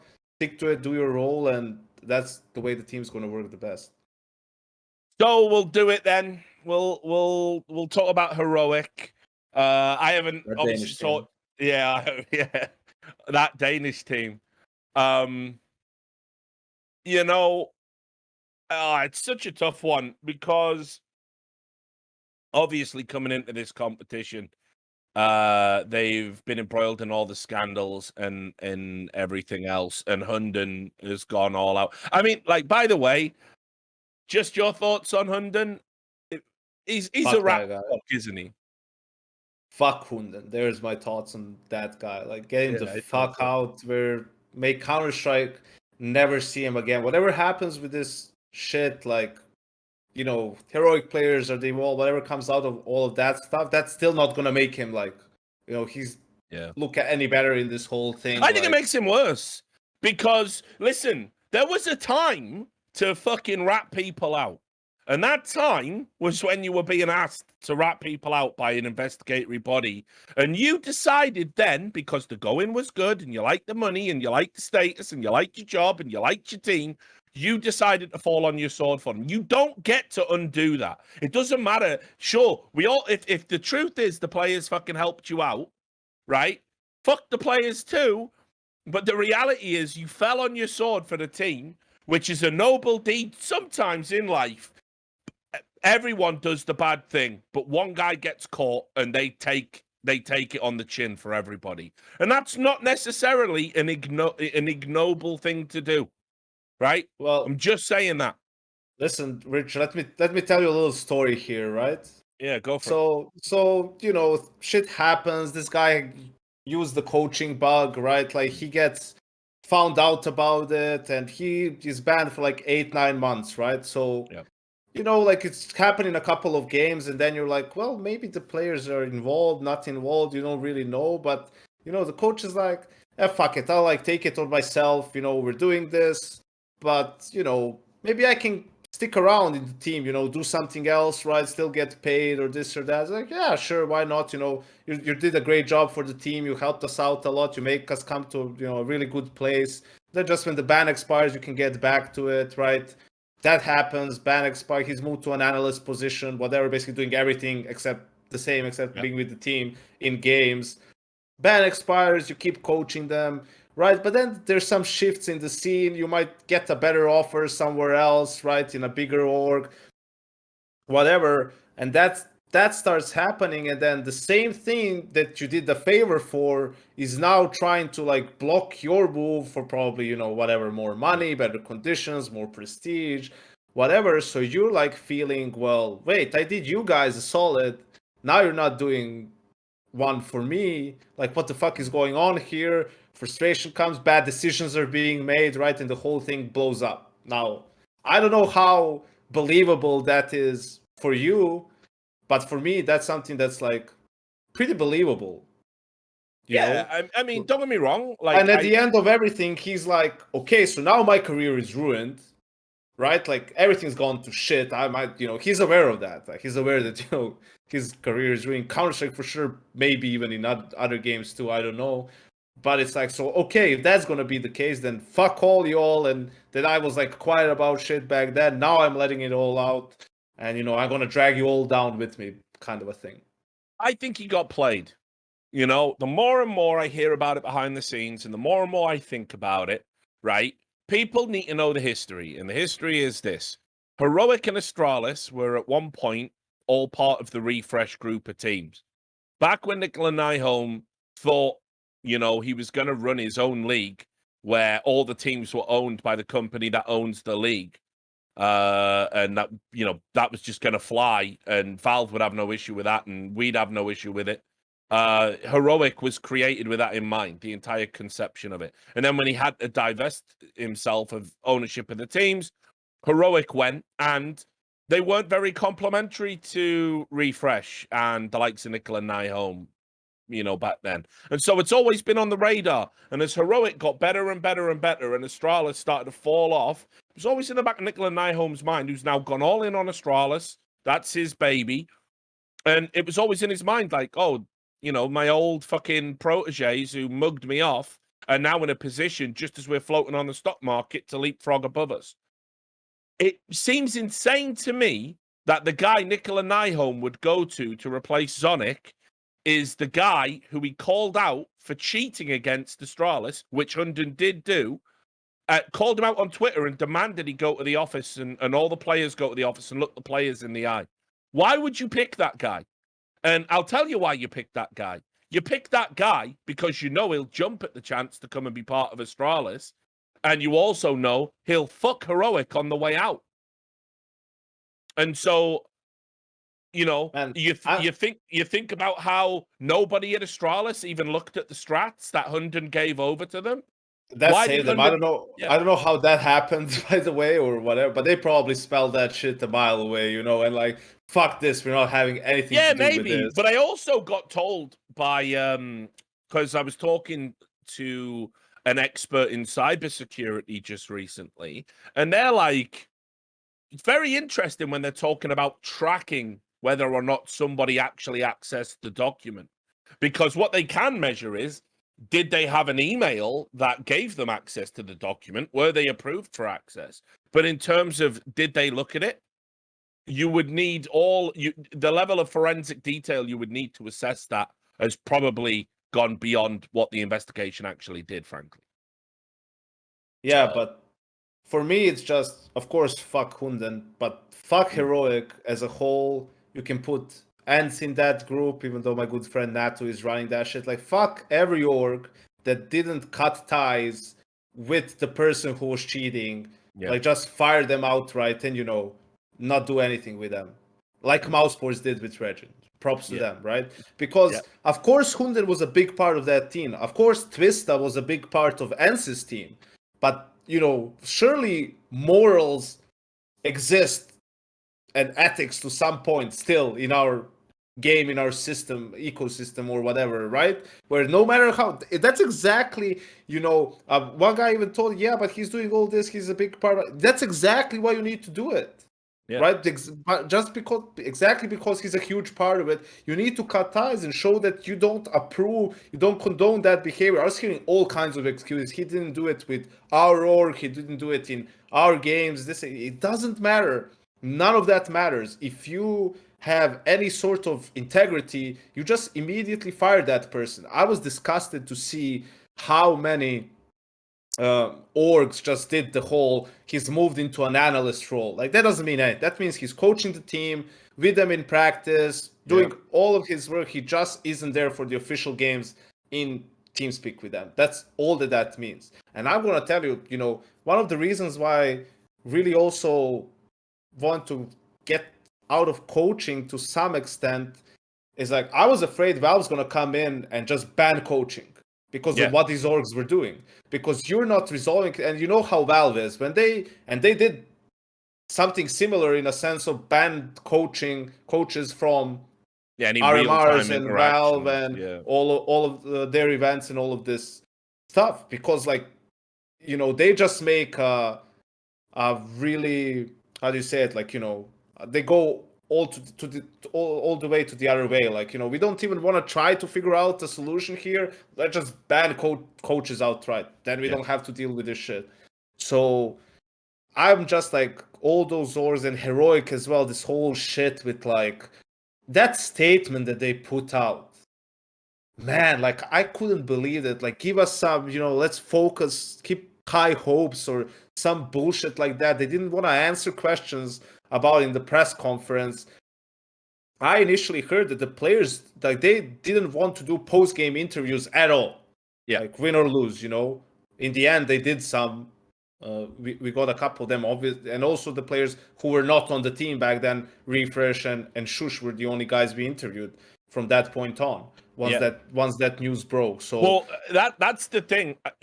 I've said this, and it might not be a particular popular view. I think the evidence that Hunden's put out, I think it's garbage. What we've seen publicly, I don't know what he sent to ESIC or other parties, but a heavily edited chat log that doesn't even show the question Nico is responding to and an allegation that Tezes boosted him to a point on the map that you can get to without being boosted, that's not going to cut it for me. And yet the community have gone all in on the idea that Heroic are cheats. The players are cheats, and we should condemn the players. I saw people saying the players should be kicked out of the tournament. These matches shouldn't be happening. You can imagine after the refresh 1v5, all the fucking North American fans were like, we've been knocked out of a tournament by a team of cheaters. You can imagine how that plays out. And it's like, ultimately, we don't know anything yet. And all we do know is one player has said, yeah, we knew what Hunden was doing for one series. I'll let you decide what the punishment should be for that. Knowing what somebody is doing, but not doing it yourself, but you not saying anything, right? For one series against Spirit. And then the other thing is, maybe Tezes boosted Hunden for the series against Spirit. Now, if Tezes has done that, he probably has to carry the can again. He'll almost certainly get a ban. The rest of them, I mean, we know absolutely nothing. Nico can't speak to the mind of every other player on the roster. It's so... Until I see something compelling, I think you have to give them the benefit of the doubt. Oh, absolutely. And one other point, sorry. And the reason I say that as well is, do we really want to open the can of worms of arguing about which players knew? Because, you've got like the people over at Hard Legion. Those players definitely knew, There were so many people on Reddit saying we should give Akuma the benefit of the doubt. Fuck those guys forever. If you think they were playing legit in that RMR, you're a fucking cretin, right? But we've gone all out on the Heroic hate with far less compelling evidence. And I'll tell you, out of all the coaches who cheated, there's no way top-level players also didn't know on some of those teams. Yeah, I think also the evidence isn't like compelling that much. For me, I don't. For me, the worst thing is how they've handled that whole thing, like with being silent completely about the whole thing. Now, I understand, when things are delicate, you want to get maybe lawyers involved, this, that, but if you haven't done anything wrong, right? If you didn't know about anything, no one told you, you didn't suspect something, and then you didn't say it, why wouldn't you just come out straight up and say, we didn't have fucking anything to do with this. This guy is just fucking like, he's out of his mind, right? Now, to me, that tells me something happened. It doesn't have to be that they knew about the cheating, right? Maybe it's something else. Some small thing, right? The org are trying to control the players. We know that because they admitted to trying to get them to sign a fucking NDA so they couldn't talk about it. They were changing the standard NDA to include specific clauses about talking about cheating on the team. Now, if that turns out to be true, I've said you just kick Heroic the org out. They should never be allowed anywhere near competitive CS again, frankly. If you're trying to leverage contracts to get players to hide collusion of cheating, I mean, what's the penalty for that? I don't know how that org even survives because, you just type anything Heroic, Esports, and all you're going to get is like player cheating, coach cheating, org under, scrutiny about this, about that. So, yeah, I don't really see how they come back from this in a really meaningful way. Yeah. I mean, I'm out with them just for the whole Hunden thing from the start. Like, fuck them for that, right? And people are also like fucking some things I couldn't even find, right? Like Regin, he got hired by Mad Lions later to be like the general manager sort of, but now there's nothing in his like bio or something, like, and there was no articles, no announcements that he is not in that role anymore, right? With Twista, he was kept around for a couple of months. Then at the start of 2021, they also at that point severed all ties. They were moving also to an international roster already by that point, so they changed the coach as well. Yeah. So yeah, some of that stuff is that's really, this game provided to everyone involved so much, like such a great opportunity to make a living doing what you love and this, and not to have that much respect for it, to at least do what's the right thing without a doubt, just because, you know, you want to win a couple of more Counterstrike games. It's like, really, is that the amount of, you know, character that you have in yourself? I just can't really. It's you defeating a know, little bit. I think no matter which way this goes, I agree. I think the org's fucked. I mean, I just don't see, you know, like there's been this like rumor that they lost all their sponsors, you know, because they were wearing the plain white shirts, and then the owner tweeted out saying, actually, we didn't. We've just been misrepresenting who our sponsors are since February. Yeah, I saw that. Yeah, now I'll tell you something about this. Neither one of those scenarios is good, because if you're a businessman, you must know that the idea that it's just free advertising or free publicity, no, that would be like me coming out and saying, oh, hey, I'm sponsored by this company. Now I'm going to talk about something really edgy on my stream. And they might not want to be associated with that, right? They can sue me. I'm liable for ruining their reputation. So the fact that a businessman has potentially allowed his team to be walking around with sponsors emblazoned on while they're a bunch of cheating cunts, you know, and they're the go-to poster boys in people's minds for being a bunch of cheating cunts. I mean, you know, do you want to get jammed up with fucking lawsuits? So it's either that, or the alternative is all your sponsors pulled out all at once at the same time because of this. And so why would anyone sponsor Heroic now? Why would anyone want to be associated with that brand? So, yeah, I think their future's done and dismal.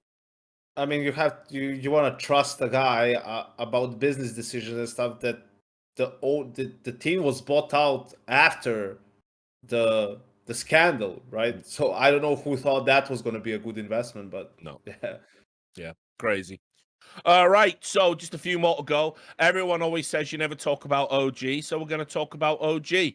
Had a real good show in here, and in general, pulled their shit together. You know, strong second place finish at IEM Summer in June. Came through. No, actually, didn't make the. Did they get through? No, they didn't make it to the Cologne. No, they lost in the play-in. Yeah, they lost in the play-in. But, you know, had a third to fourth place finish here, losing to Vitality. And again, some pretty legit results. You beat VP, you beat G2. Sure, Complexity has a stand-in. Okay. You beat NIP. Sure, all the stuff we talked about earlier. But I think these are the types of games that OG were losing to before. And you know, like I think the development of like Flames and Man2 continues to impress. And obviously they've got a vested interest in all this cheating stuff, because just as they start performing, you know, Nico's all of a sudden in the spotlight as potentially getting a ban for having played his part in potentially a cheating team. But I think overall, you know, I think what this team's done these last couple of months has been really impressive. And I have a tendency to bet against OG, but they certainly proved me wrong here. Yeah, OG is an interesting one, right? Like, you look at them and they're an easy team to like, I believe. Yeah. You know, they have a lot of likable guys on the lineup. And also they play like pretty good CS.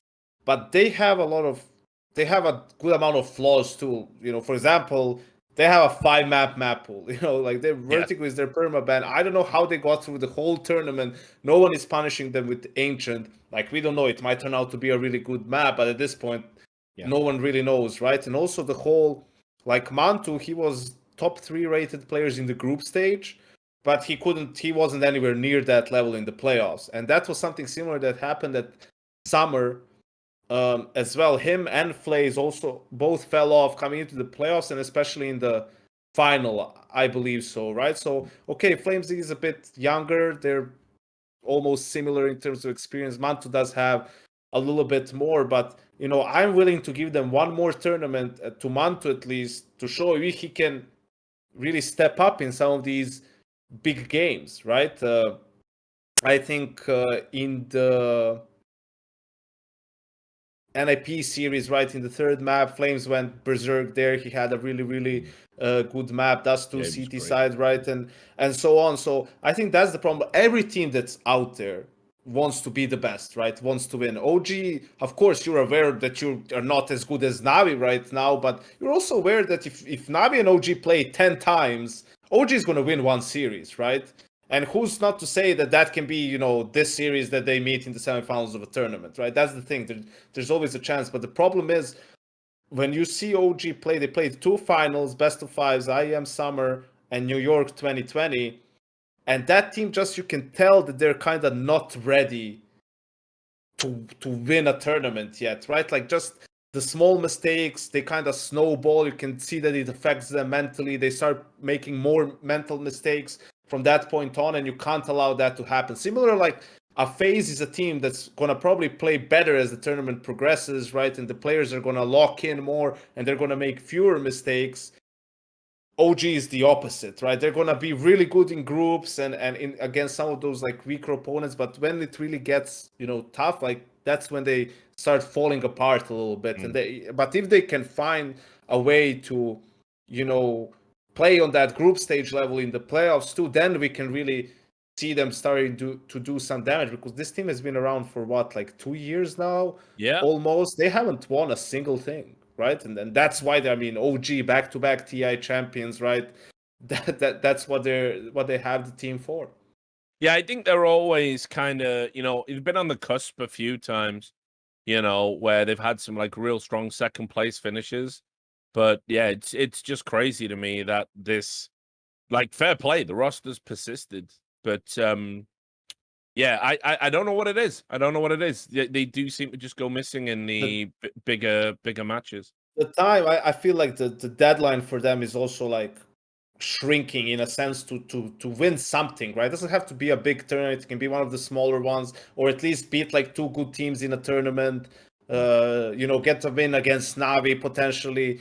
They also are in a tough spot for the RMR. They were last place at Flashpoint, so they need a strong run here. So that could also, having a strong run there and then doing good at the major. Because I mean, I was laughing when you said he's the Swedish Valde, right? But that's not because I don't have respect for Valde. I do, but he hasn't been playing or during his time in OG like on the level he maybe has at times in those North lineups or wherever he has. Like I love that guy as a player, you know, like he's just super solid, feels like a, you know, he's that rock type of a player, intelligent as well, right? Really can make the difference, but you know, just hasn't really happened as much in this OG team. Yeah. Well, obviously, we'll keep you posted on what happens with Nico. But now let's get to the real meat of the Pro League, and that is, of course, the final. Vitality and Navi. It really delivered. These teams have had some great back and forths, actually, despite going through different iterations and different lineups and, you know, different competitive landscapes. This is always a rivalry that does seem to deliver some great Counterstrike. But I got to say, I was pretty confident Navi were going to win the whole thing from the get-go. Kind of feel destined, especially with the Grand Slam on the line. Any thoughts from you about Vitality before we now do a segment talking about the insanity of Navi fans? Yeah, I was impressed with Vitality the whole tournament. They played on a high level. You could tell they're a team that prepares well, then executes that plan well. And what I've been saying about OG, Vitality is the opposite. That's why leading up to that game, I said OG can maybe beat Vitality here, but they're going to get crushed by Navi. If Vitality gets to the final, they actually have a decent chance of an upset, because they know how it is to win those tournaments. They know how it is to play in finals. Obviously not Kyojin, Misuta. He has also some experience, but you know, we're talking about Shox, Apex, Zybo, like they've been part of that team for a long time, won tournaments before, and just those players know the feeling of playing in a final, right? Like that's a big difference. Like coming into that game is nothing like any other games you play, no matter the opponent. And having that experience, I think, is really what enabled them to, I mean, to put up a good fight is an understatement. They had 2 very comfortable wins. I mean, Vitality won their map picks 16-6, 16-7. You know, against the Navi, who was looking out of this world. They made them look pedestrian at best on those maps. So I think, you know, Mirage was a full 30 mapper as well. They could have easily ended up winning that final. So yeah, the most impressive team considering the expectations before the tournament, Vitality takes the number 1 spot. So Navi, obviously Grand Slam winners, win the tournament as well to achieve that. We're looking now into, what comes next. Can they carry on this run of good form for the major? I feel that and you've been a coach and obviously you're an analyst, so you'll be able to give me some more insight into this. I feel vindicated, even though fans message me and say, first of all, that I call Blade a clown, which never happened. So that's just a hallucination. And then second of all, I get a lot of messages saying I've never given any respect over to Blade. Now, here's the reality. This Navi team was going to events when Gambit were winning everything, and they finished 9th to 12th in the last Pro League. They finished 5th at their regional RMR. Yeah, the one Akuma were bullshitting, but they still finished 5th, right? Even Gambit beat bullshit Akuma. So, and they were making all the same mistakes that Blade's teams have always made. Blade himself has said, first of all, bringing Bit in to replace Flamey, which I was calling for at the start of the year. Flamey's washed up as fuck. I don't know why they persisted with him and thought we're going to use Bit on 1 or 2 maps. There was no reason to keep Flamey around. He was done. So they listened to me on that. I also said you need to change your playing style. Blade, by his own words, said playing against Gambit made us a better team and we changed some things. So, yes, they did change their play style, and you can see it. They don't look like the same team. They embrace the fact they've got chaotic players that can make something happen. They're not as rigid and inflexible with their executes and their time management, which was costing them 3 or 4 rounds a map, which is a margin of error that you lose a series by against the top team. So I'm grateful Blade listened. This is the Navi you should have had all year in the end of last year.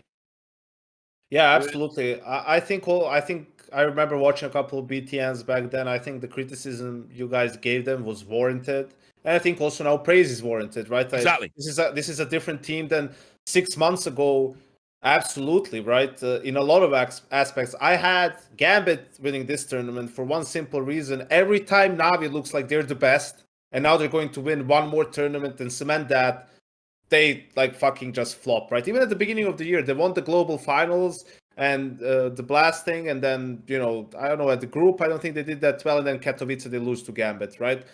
But here they actually shown with coming back all the way to the G2 thing. Navi was boot camping the whole time. They came back from vacation early as the number 1 team in the world, practiced for 4 days online, and then went into the boot camp, played the whole event from the boot camp. Right, so that approach right there, understanding the importance of obviously the Grand Slam, and I agree. I remember watching some of the games. What tournament were you referencing? Pro League, right? I was working that, and you're watching their Mirage T side, and you're like, bro, come on! How can you still be playing this way? For example, we in Faze, Mirage was a really good map for us, and it's easy. Map that was bad for us, you watch the team that's best on the map, and you pick up a few things. That's how the meta evolves, right? You start copying the team, then someone changes it a little bit. Everyone copies each other's strats. You just tweak it a little bit that fits your players, or you think it's a better way to execute it this way, right? And and Mirage is such an easy map to do that, so it was really frustrating to see them lose games, right, because of that. But here now it's different. There's more variety to their game. It's not as slow paced, and also the quality of the calls in crunch time has improved massively, right? Whether that's sure, Boomich is the caller, but obviously, caller and in-game leader, they are very connected, right? I think Blade is to credit there for some of the stuff as well. And, it's some of the a little bit next level calls, they have depth, they have layers, right, in the game against Heroic or Nuke. We saw that they had to come back last map, T-side had to close the game out. They did it, Vitality as well on Mirage, right? So that's what won him the tournament. I think it was a great way for them to win the tournament, because that really shows you how much they've evolved. Navi 5 months ago loses either of those games, right? But it's because they've improved and gotten better mentally as well to overcome some, stupid rounds that they lose against Pistols and not to blow up because of it. That's why they got to where they are now and managed to close out that Grand Slam, which is a massive fucking thing. I just love Bit, dude. The guy comes in 6 months in, has like the team as a whole has won, I don't know, 1.5 mil, probably more than that at this point. So, you know, like he's probably banked like 300k, He's 200k. been the real difference maker, though. I mean, you know, because like Simple and Electronic, like you know what you're going to get with them. You got the best player in the world, you got a top 5 player in the world, and then it's just about who else is going to step up and join them, because you really need 3 players when you start talking about elite level CS. And before, it was meant to be Flamey, and Flamey would have the odd good game on Mirage. Against You know, my team that's always it. probably. Yeah, right. And so that's not good enough. Now, Bit, when he first came in, you know, there was lots of memes, bot, you know, because the community, for all the community loved to pretend they knew who was going to be good in hindsight. But the reality is they don't give young players any time at all. Like, you know, keep in mind, I'm the guy that when Stewie 2K was at Splice, I said he was going to be one of the best young players NA's ever produced. And everyone was saying I was like some fucking biased moron because I had friends on Splice or some shit. I don't know. But, you know, the community don't give young players time at all. And I think that fucking sucks. But, you know, his development has been incredible. You know, this is his first professional team. He was in Navi Youngsters before this. So it's like rookie of the year shit, what he's done for sure. Oh, absolutely. It's super impressive. I think he's also raised the bar for a lot of the rookies out there, right? Like changes the way you look at players and evaluate them in a sense of, well, if this guy is able to do that, you know, you have other good examples and then some not so good examples, and it's like, well, maybe it's not about he's young and we should give it time. Maybe we just made a mistake and we should give an opportunity to someone else, really. And I think, I don't know what you think, but for me, the Grand Slam is legit because 2 out of the 4 tournaments were on LAN. The tournament wins were very dominant. Like there was no, like, you know, teams really missing out. They had to beat very good teams in the tournament to win it. I don't think the Grand Slam's illegitimate. I just think it's the least impressive Grand Slam ever achieved out of the 3 Grand Slams. Yes, I can agree. I can get behind that, yeah. Because, you know, the majority of it's online. And so, you know, this is the other problem I wanted to get into with, you know, with just how dumb Navi fans are. Before they'd even won it. Seems to be a favorite topic for you. Yeah, right?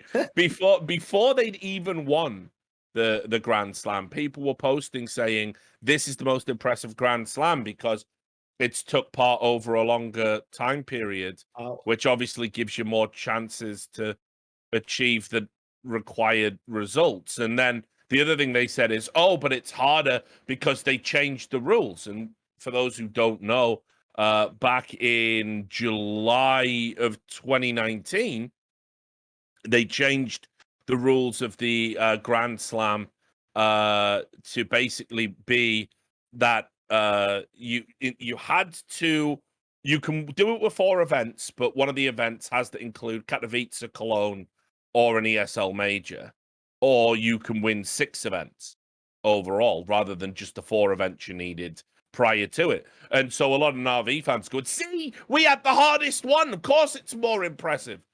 But the reality is Astralis and Team Liquid won it the exact same way. Those new rules wouldn't have changed their Grand Slams. So that's fucking stupid. And then the fact that the majority of it is online, you know, I thought we all just universally agreed that online is less impressive than LAN. So, of course it is. Yeah, so like Navi fans are fucking the most delusional cunts on the Reddit subreddit, like on the CSGO subreddit, dude. It's like I don't understand how you can make a serious argument and argue about it vitriolically for days after that this was the most impressive. It's not a patch on Astralis's, and it's not a patch on Team Liquid's. No, absolutely. Like, just the fact that there were online tournaments in there, and both of the LANs were without the crowd as well. Like Katowice, that was right at the start of COVID. I know so Cologne was it's LAN, bro, but you have motherfuckers playing from the hotel.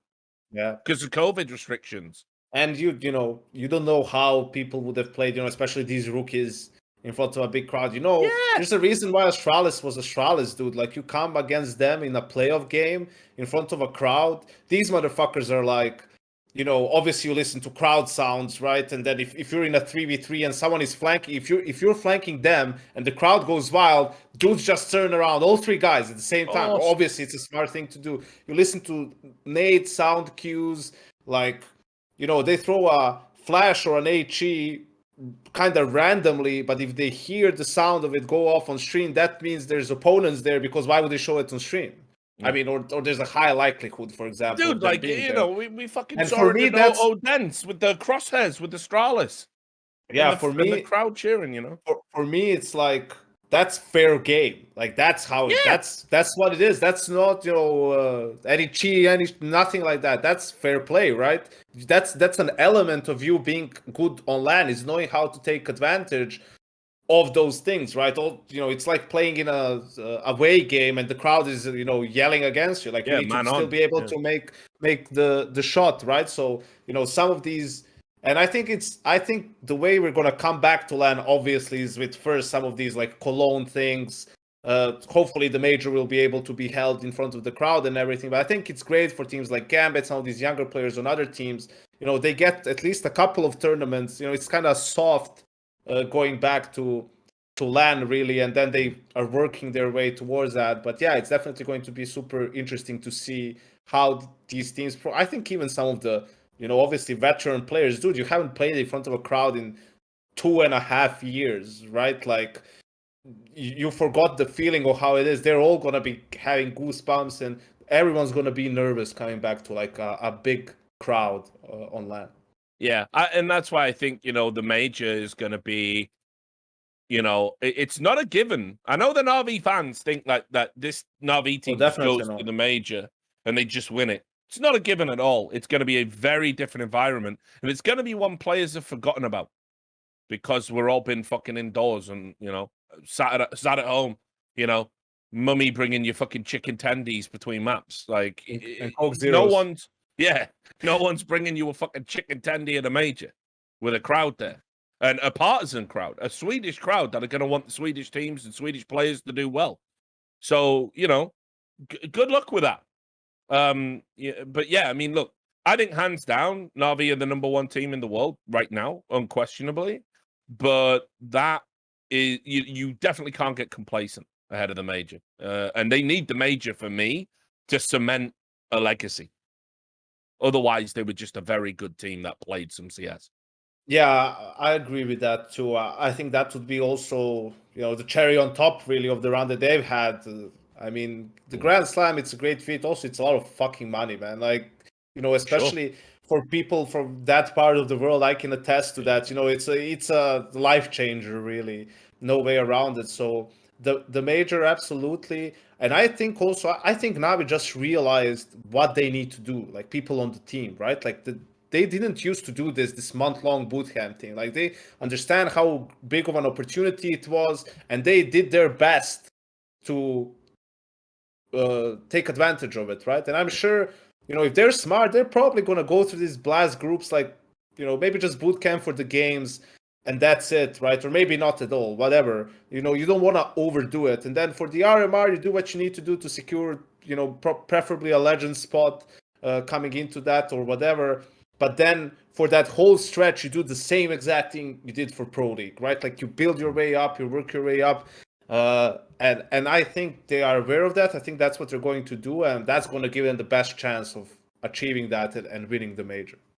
Yep.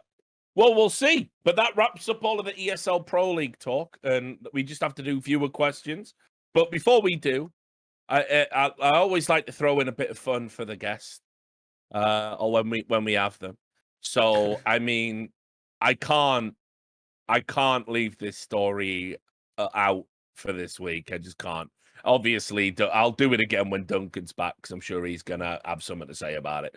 But you may remember there was a Danish team, the other Danish team, another Danish team that was set up by MSL. And he brought out the big guns. They brought out a super team. AZ. Super team of has-beens. Yeah, AZ, Yugi, Tensky. Never been. Yeah. It was like the Avengers, but wrong. And they called themselves South as a insult towards the former org North. And they were saying we're looking to get into some tournaments and, you know, maybe we'll have a proper org and blah, blah, blah. 20 days after the announcement, their best prospect, Fessor, a good young player, pieced the fuck out, and then the whole team imploded. And the org said, ha, it went south pretty quickly. It's embarrassing and disappointing, but we have decided to... Why'd you even set up a fucking Twitter account for 20 days? Like, why'd you even fucking bother? Someone even told me they repurposed the Hyenas account so they kept their followers. Like, what a fucking waste of time. This is... And the thing that pisses me off, Janko, is MSL is a good IGL, right? He's still got... And he's still young. I know he looks like a fucking 50-year-old bricklayer, right? But he's like 24 or some shit. And he could be in a team leading them. And I know he turned down offers. Not the ones Danish CSGO leaks tell you. Never had talks with Fnatic. That was all nonsense, but whatever. But he's turned down offers because he wanted to build his own team. And this is what's happened. I mean, it's ridiculous. I think also it should be a lesson as to some of these teams. It's like, this is why orgs aren't just jumping at the bit to pick you up, right? Like, if you can't hold it together for 20 days when you're making this team, is like, why would you, why would someone pay you to be that team, right? Obviously, if they were under an org, this team wouldn't have folded. They would have kept going and kept getting the salary right and figuring things out and so forth. So, Flush's team still doesn't have a... They're a disaster as well. Right? What a waste of fucking time. So yeah, for these players, it's just like, dude, we've seen these players so many times, like in different lineups, in different teams. They had plenty of opportunities. Like, why would I, if I'm a team with money and I want to get into CS, like, why should I believe that this time you're going to be successful?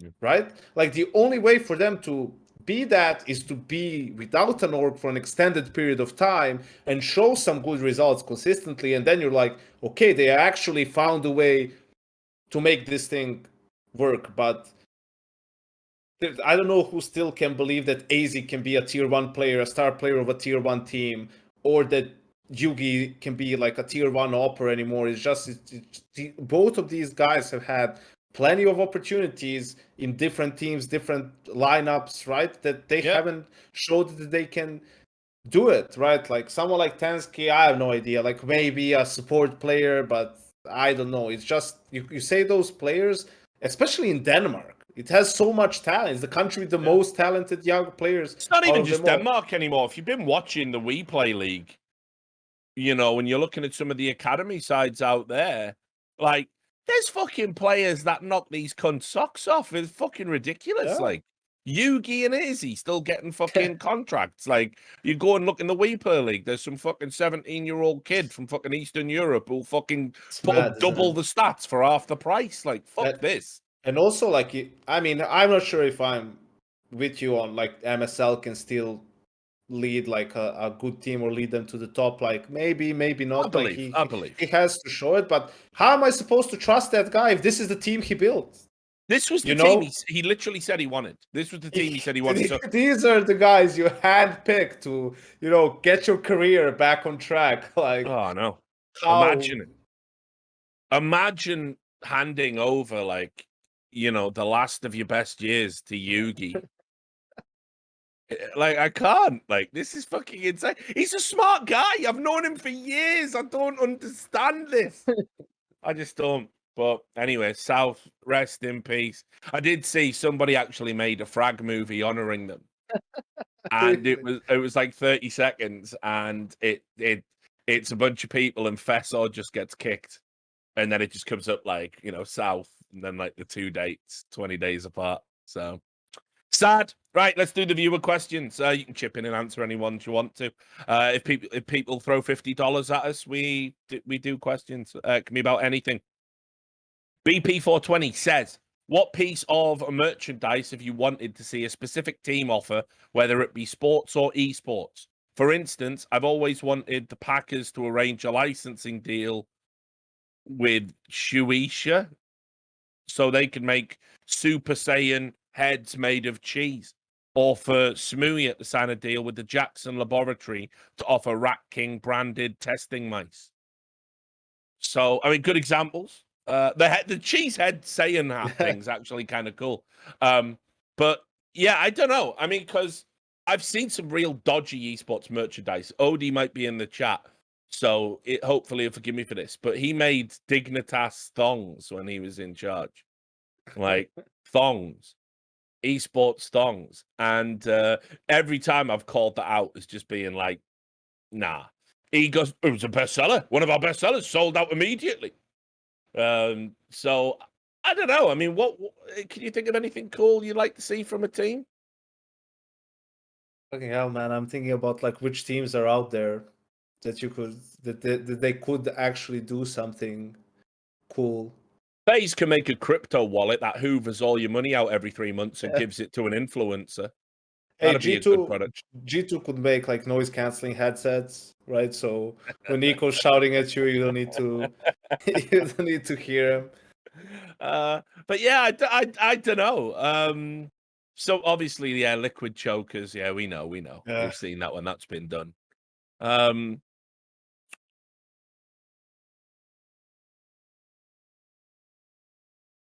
Yeah, I can't really think. I mean, honestly, these days, there's so many like actual good. Like, I think the Gambit merch is straight fire. Like, I love the Gambit jackets. I love the design on those. I think they're great. Obviously, I'm too fat to wear one, which actually can't be true because I'm sure Dozier did wear one for a time. Like, I'm not there yet.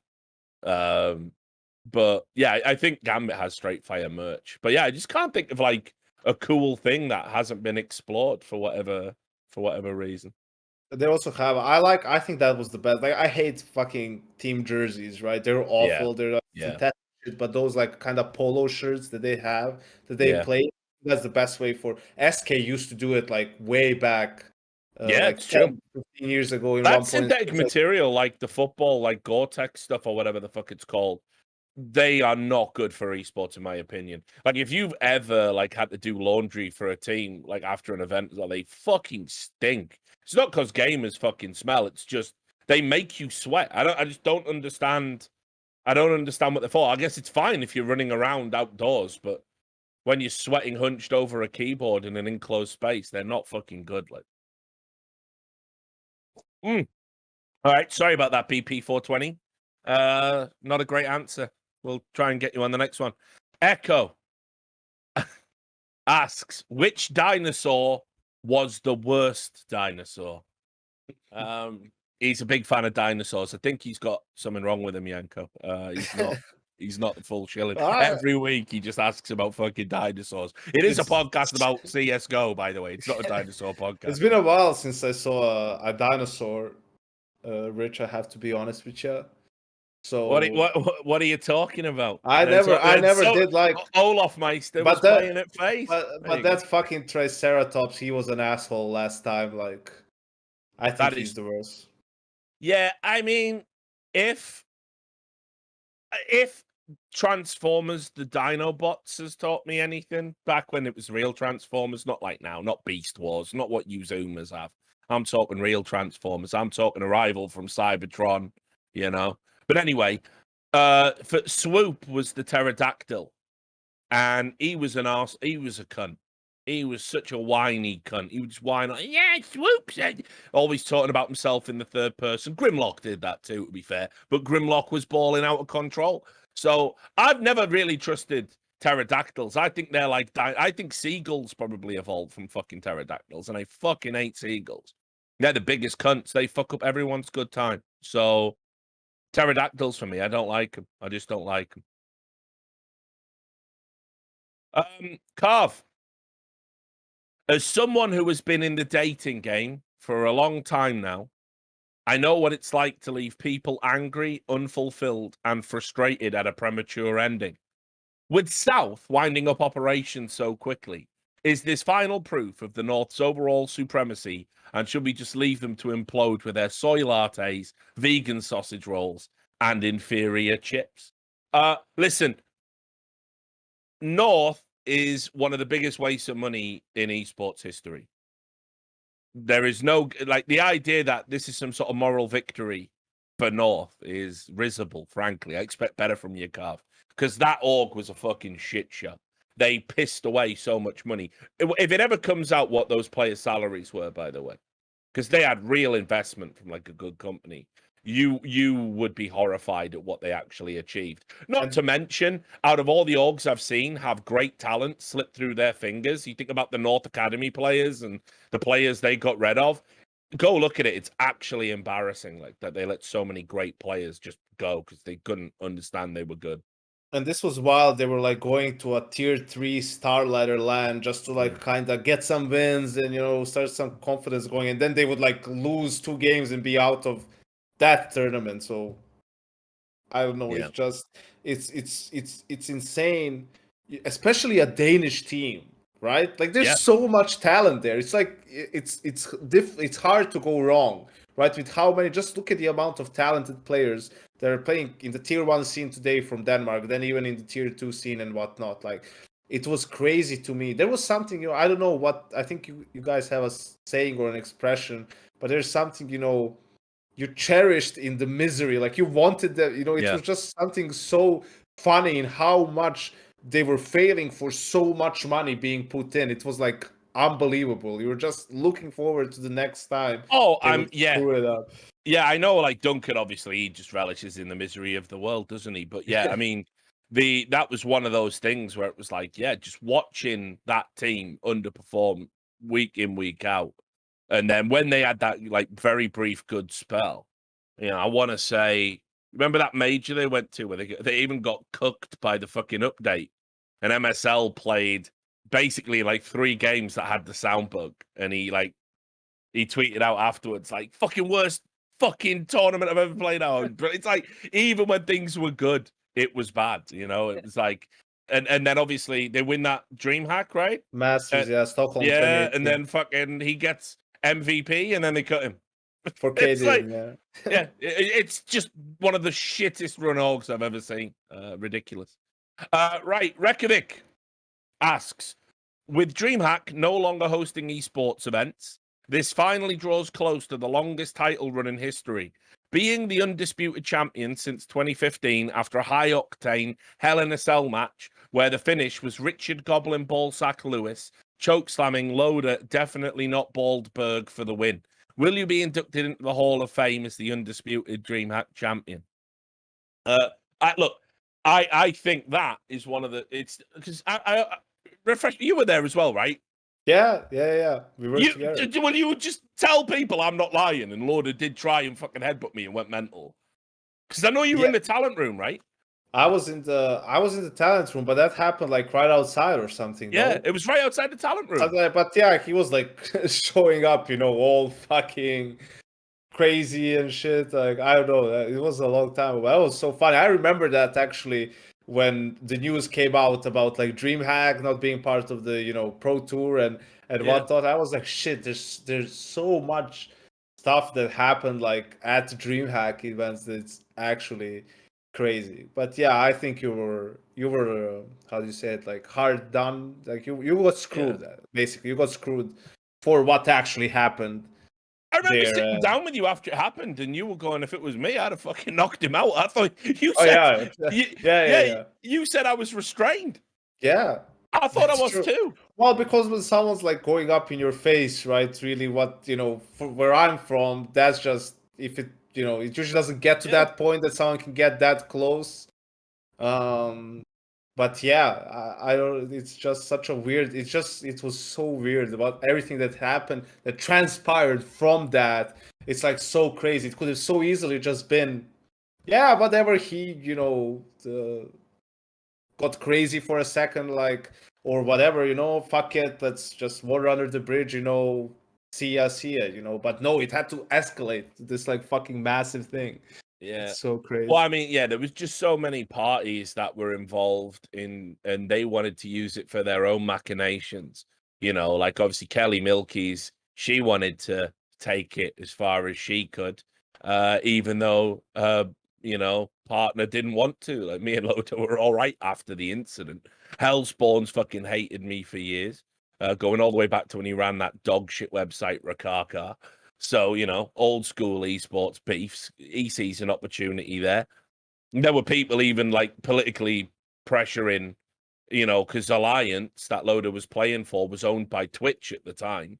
So there were people politically pressuring DreamHack saying, maybe you don't get to broadcast Dota events on Twitch and all It this wasn't shit. just that. It was also like DreamHack wanted to try, or I don't know if they wanted to try or whatever. But I remember there was some talk about you might not being able to finish like the show or whatever. But because it was Face It show, Yeah, they exactly right. said, yeah. Face said like, "Don't fuck off." Like Yeah. he's finishing the show. And then don't forget, they even DreamHack, because they just treat everyone like shit. They even had a go at Anders, right? Because I took a photograph of a fan, right? A fan came up to the show, and this is when I was still thinking, this will be all right. This won't haunt me for the rest of my life. So a fan came up to me and said, hey, look, like, instead of doing a usual picture, will you, like, pretend to strangle me? And I went, yeah, all right, fuck it, why not? That's banter. So I took a picture with this fan, like, strangling him, and he's like, doing a death face. And Anders saw it and thought it was hilarious, so he retweeted it out. And the DreamHack guys went to Anders and said, if you fucking don't unretweet that, right? If you don't delete that tweet right now, like you're never working with us again. That's how mad they just went from like 0 to fucking 60, like immediately. Like DreamHack could just garbage people. Like you have to even remember those people wouldn't have been in charge if they hadn't ratted out the guy who gave them a job, which is when they fucked over Robert Orlan. So you get, you know, anyone who expected loyalty from them. I mean, it opened my fucking eyes. You know, and the worst part was as well. Imagine having to eat this plate of shit. I get my job out at E-League, and I could have lost that job on the basis of you know, I was in for that job when the Loader crisis occurred, right? So they could have just refused to pick me up, right? And when I finally got out there and I was working at E-League, the same cunts that threw me under the bus with the public lied statements, right, which they admitted to me privately. Yeah, we did tell a few porkies, but we had to, right? I've got the Skype screens, like, you know, they fucking turned up to E-League and said hello to me, getting a guest tour, like all good. Yeah, they were like, oh hey Richard, how you finding it here? Like, are you fucking serious? Oh man, woo! Lord got off lightly, motherfucker. I nearly lost my mind. But yeah, I didn't. I just was like, yeah, I'm gonna walk off to the canteen and hang out with the crew. Fuck this. So whatever. Fuck them. But yeah, I am in the Hall of Fame. I keep the belt. Fuck Loader. Fuck DreamHack. Fuck all of them. No apologies, you scumbags. And there we go. That's it. That's the show, Janko. So thanks so much for coming on, mate, and doing some heavy lifting. It was good to catch up. I wish I wasn't such a fucking arsehole when it came to keeping in touch with people, but I basically used the podcasts and the shows as a way to do it. So, you know, I appreciate it. Obviously, as well, one last shout out to the sponsors. NordVPN. Go to nordvpn.com/RLS, get 70-something% off. Pick up a VPN. It's a great product. Get loads of positive feedback about it. Yeah, do that. And of course, the Prime Mini Wireless, it's out. I'll read you one random stat off the side of the box. Its mouse skates are 100% virgin grade. So, perfect. Perfect for the by the numbers audience. Get that. But you can use ! Steel Series in the chat. And if you type my name in where it says, do you have a code? Type my name with no space, you get 10% off. So this is brand new out, great gear, one of the most highly sought after mice of all time. And it's out now and available to you. And one last final shout out to all of the patrons. $100 patrons, Jerky's Minion, Chris, Benakagi, Carv, Cathal, J-Dubs, Marcus Kianpa, Tobias Bernasconi, Will the Weed Wrangler, and our $50 patrons, Adam Ox, Alex C, A Rammer, BP420. Look how long this list goes, by the way, Janko. Bacon, Can of Pasito, CMAC 1991, Dancer Master, all of these, $50. Rubes, I tell you. Echo, Fursock, Franquito, Goody Woody, Gerhan Kaya, J-Ray, Judas, Miss Alcoholic, Nolan, Otarian, Petty Grievances, Reykjavik on Steam, Sard Sawar, Dapper Drek, BTC Cash Podcast, Tim Frost, Lonnie, Watchdoge, Zumba, and Zarathenia. That was By the Numbers. We'll be back next week. And until then, take care of yourself.